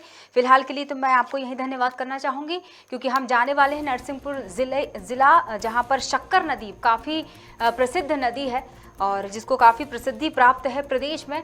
हम उसका जिक्र करने वाले हैं और इन नदियों से प्रभावित होने वाले जनजीवन के बारे में भी जानेंगे, क्योंकि हम नरसिंहपुर ज़िला में तहसील गाडावारा में रुकेंगे और वहाँ पर संवाददाता विनोद चौकसी से बात करने वाले हैं। फिलहाल तो हम आपको पहले अपडेट दे दें, पूरे प्रदेश में 24 घंटे में 1 इंच बारिश हुई है। मध्य प्रदेश में 1 जून से लेकर 11 जुलाई की सुबह तक करीब 10 इंच बारिश हो चुकी है। अब तक सामान्य बारिश 9 इंच होती है, ये सामान्य से 5% ज्यादा है। विनोद चौकसी हमारे साथ जुड़ चुके हैं, हम उनसे अपनी बातचीत को आगे बढ़ाने वाले हैं। फोन लाइन पर विनोद चौकसी, खबर भारत के संवाददाता गाडवारा से। जी विनोद, बताइएगा, आपके जिले की स्थिति बताइए और वहां पर आपके पसंदीदा कलेक्टर रोहित सिंह के द्वारा की जा रही एक कुशल प्रबंधन के बारे में भी जानना चाहेंगे। जी, मैं आपको बता दूं कि कल से ही, जब कल का दिन था, सारे दिन बरसात होती रही, सुबह से लेके रात्रि में भी बहुत तेज बारिश हुई है नरसिंहपुर जिला में, और अलग अलग तरह की घटनाएं यहाँ नरसिंहपुर जिला में भी हुई है। तेज बारिश के कारण कहीं कहीं बाढ़ों में बहुत तेजी से पानी भी भर गया है, और कहीं जो बादल की जो गाज होती है पेड़ों के नीचे गिरी है ना। सैंकड़ा जो विकास खंड है उसमें आने वाली जो ग्राम पंचायत खरेटी है, खरेटी में भी कल अचानक तेज बारिश के साथ साथ शाम के वक्त एक अचानक पेड़ के खरेटी ग्राम में गाज गिर गई, जिससे एक महिला की मौत हो गई और एक व्यक्ति घायल हो गया। मैं आपको बता दूं, जहाँ तक गाडावारा तहसील का सवाल है, गाडावारा चीचली विकासखंड में भी तेज बारिश देखने को मिली है। साली चौका जो नगर परिषद है, आसपास सभी जगह तेज बारिश हो रही है और जगह जगह नदियां हैं, नाले हैं, वो उफान पर है। मैं आपको बता दूं, चाहे शक्कर नदी हो, शेर नदी हो, सभी नदियां इस समय पानी के बहाव में हैं। लगातार ऊपर पानी गिरने के कारण इनमें तेज बहाव देखा जा रहा है। आपने कलेक्टर रोहित सिंह की जब बात की है, तो मैं आपको बता दूं, जिला कलेक्टर रोहित सिंह जी ने दिशा निर्देश सभी जगह जो परिषद के बड़े बड़े जो कर्मचारी होते हैं, सीएमओ है, एसडीएम है, सभी और मुख्यालय पे जहाँ जहाँ जो व्यवस्था में जो कर्मचारी हैं, सबको दिशा निर्देश दिए हैं। बारिश मौके पर कोई भी नागरिक कहीं भी परेशान नहीं हो। आपने विनोद जिक्र छेड़ ही दिया है, कलेक्टर साहब का दिशा निर्देश उन्होंने दिए हैं। मैं उन सरकारी स्कूलों का हाल जानना चाहूंगी जहां पर आज भी टाट पट्टी के साथ बच्चे पढ़ाई करते हैं, जमीन पर बैठकर, जहां आज भी छत से पानी गिरता है। हम चाहे कितनी भी आधुनिकता की तरफ बात करें, लेकिन वो दृश्य सिर्फ शहरों में दिखाई देते हैं, ग्रामीण क्षेत्रों में नहीं। और जिस गाडावारा से आप चर्चा कर रहे हैं मुझसे, और जिस साईखेड़ा का भी आपने जिक्र किया, वहां आज भी सरकारी स्कूलों में जमीन पर बैठकर बच्चे पढ़ाई करते हैं। हाँ जी, और पढ़ाई करते जो तेज बारिश भी हुई है, बारिश के कारण पानी भी अंदर, स्कूलों के अंदर पानी भी चला गया है। उसी की मैं आपको पूरी वास्तविकता बताने वाला था। जब पानी स्कूलों के अंदर गया, जब अंदर पानी गया, तो मैंने ऊपर जो जानकारियां थी मैंने ऊपर दी है। तो कहीं ना कहीं इस पर जिला कलेक्टर की नजर रहेगी, क्योंकि पानी निकासी की जो व्यवस्था कहीं ना कहीं परिषद और नगर पालिकाओं द्वारा होती है, तो पानी की जो निकासी 1 महीने पहले ही तैयारी कर ली जाती है, जबकि ये सब देखा नहीं गया, तैयारी पूरी नहीं देखी गई है। जो सीएमओ होते हैं उनके द्वारा तैयारी यहाँ नहीं देखी गई है, क्योंकि यहाँ पानी भी देखा गया, बाढ़ों में पानी भी घुस गया है, स्कूलों में भी पानी आज चला गया था, जिसकी जानकारी मैंने दी है। जी बिल्कुल, सरकारी स्कूलों में अंग्रेजी पढ़ाने की बात करती है। पहले बच्चों की संख्या सुनिश्चित की जाए और उन सरकारी स्कूलों में पहले व्यवस्थाओं को सुनिश्चित किया जाए, बारिश में होने वाली परेशानियों का जिक्र किया जाए, तब तो वहां बैठकर बच्चे अंग्रेजी भी सीख पाएंगे। केवल भाषा का ही ज्ञान नहीं, उनकी सेहत का भी ध्यान रखना होगा। क्या कहते हैं विनोद? सबसे बड़ी बात यही है, क्योंकि एक शिक्षक ने जब सोशल मीडिया पर ये जानकारी दी कि हमारे स्कूल में पानी भर गया है, उसने सीधा मदद मांगनी चाहिए, तो सीधा हमारे पास जब उन्होंने जानकारी खबर भारत की टीम को दी, तो मैंने ही ऊपर जानकारी पहुंचाई है। स्कूल की भी जानकारी मैंने पहुंचाई है। कहीं ना कहीं ये बगरवाल पानी निकासी व्यवस्था को लेकर हम कि आखिरकार करोड़ों रुपए नगर में आता है, नगर पालिका में आता है, तो व्यवस्था क्यों नहीं होती है। हमने ये नगर परिषद जो साइकिड़ा है वार्ड क्रमांक 6 में जो जैन मंदिर के पीछे आज जो पानी भरा था, जो खबर भारत की टीम ने हमको जानकारी दी, तो हम वहाँ पहुंचे जब हमने जानकारी ली तो पूरे जो बाढ़ था वो पूरा पानी भर गया था। वो हर साल की तरह इस साल भी वो नागरिक वही बात कहते रहे कि भैया आप तो। अब विनोद, अगला सवाल, चूंकि आप ही खबरें भेजते हैं अपने जिले से, गाड़ावारा की खासतौर से मैं बात करूंगी, आपकी तहसील से, नरसिंहपुर जिले से मनोज नौरिया जी हमारे साथ जुड़ते हैं और गाड़ावारा तहसील से आपकी नजर वहां पर बनी होती है। कई खबरें आपने ऐसी भेजी हैं जहां सरकारी अस्पतालों के हाल बेहाल होते हैं। ठीक है, अब मौसम बारिश का चल रहा है, आप अगर सहमत हो तो हम बात को आगे बढ़ाएंगे। अब अभी हमने सरकारी स्कूलों का जायजा लिया, अब आपसे जानना चाहेंगे कि वो सरकारी अस्पताल जहां की दीवारें बिना बारिश हुए भी गिर जाती हैं, तो बारिश में तो उन दीवारों से पानी भी बह रहा होगा, दरारें भी आ चुकी होंगी और किसी भी वक्त मरीज के ऊपर गिरने की कगार पर भी होंगी। आपको बता दूं, नगर पालिका जो गाड़ावाड़ा की जो स्वास्थ्य विभाग है वहाँ की व्यवस्थाएं आज के समय ठीक देखी जा सकती है, लेकिन खबर भारत ने एक बड़ी खबर जब सबको दिखाई थी, विवेकानंद सामुदायिक स्वास्थ्य केंद्र में जब इतने हालात बिगड़े थे, वहाँ गर्मी के मौसम में गर्म पानी निकल रहा था, पंखे चल नहीं रहे थे, कूलर चल रहा था लेकिन पानी नहीं था, बेड था लेकिन चादर नहीं थे। खबर भारत ने एक बड़ी खबर चलाई थी जिस पर कार्रवाई भी हुई थी और उसका तुरंत में निरीक्षण भी किया गया था सीएमओ द्वारा। लेकिन मैं आपको बता दूं, अभी भी जो विवेकानंद सामुदायिक स्वास्थ्य केंद्र साइकिड़ा है, वहाँ के स्वास्थ्य विभाग की अभी भी कहीं ना कहीं स्थितियां अभी ठीक नहीं चल रही हैं, ऐसी जानकारी मैं आपको बता रहा हूँ। जी बिल्कुल।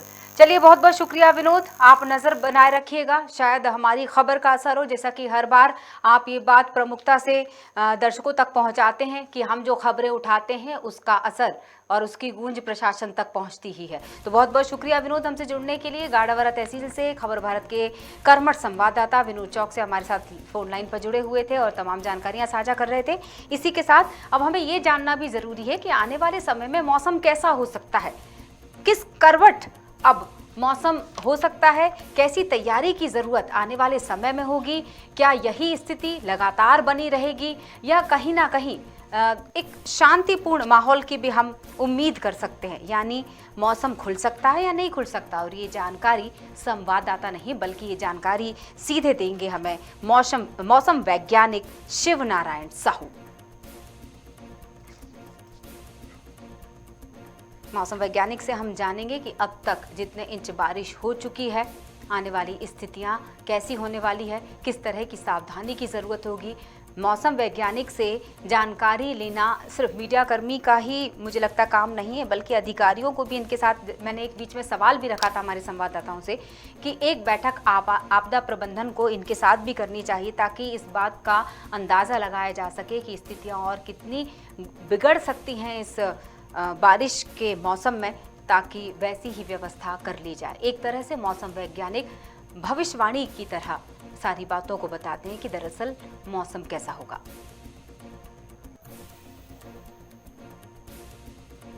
एक ताज़ा अपडेट हम आपको दे चुके हैं, एक बार फिर से दोहरा देते हैं कि राजधानी में तेज बारिश के चलते हवाई सफर रोका गया। यात्री एयरपोर्ट पर विमान का इंतजार करते हुए नजर आए थे। औसत रहा था छत्तीसगढ़ में बारिश का मौसम। इस वक्त के हाईलाइट हम आपको बता रहे हैं, कहीं तेज तो कहीं मध्यम बारिश हुई थी। अब तक 283.3 मिलीमीटर औसत वर्षा हो चुकी है। बीजापुर में सर्वाधिक यानी सबसे ज़्यादा 618.7 मिलीमीटर बारिश हुई। बलरामपुर में सबसे कम 119.1 मिलीमीटर दर्ज हुई बारिश। आपदा प्रबंधन ने इसकी जानकारी दी है। वहीं मध्य प्रदेश की विशेष रूप से बात की जाए तो 17 सालों का रिकॉर्ड तोड़ दिया है प्रदेश ने। 24 घंटे में 8.5 इंच बारिश हुई।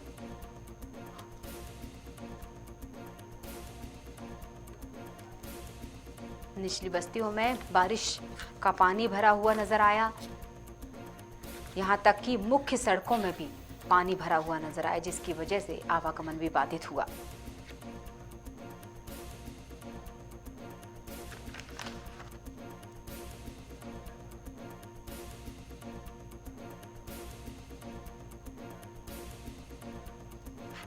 अब तक तो जानकारी और हमारे साथ जुड़ेंगे मौसम वैज्ञानिक जिनसे हम चर्चा करेंगे। एच.एस. पांडे हमारे साथ फोन लाइन पर जुड़े हुए हैं, हम उनसे जानेंगे मौसम के हाल। मौसम वैज्ञानिक एच.एस. पांडे हमारे साथ फोन लाइन पर।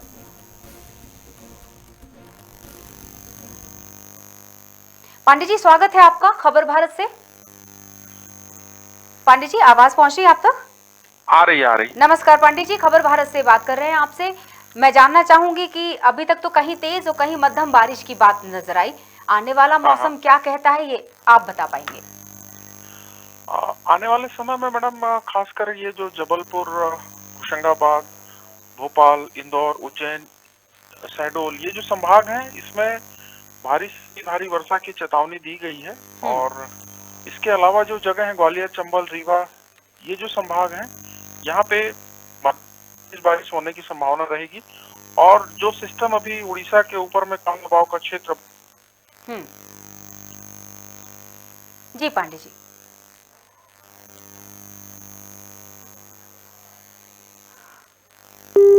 एच.एस. पांडे जी से हमारी चर्चा हो रही थी लेकिन संपर्क टूट गया है। फिलहाल तो आपको बता दें कि तेज बारिश के आसार नजर आ रहे हैं, वैज्ञानिक ने हमें जानकारी दे दी है।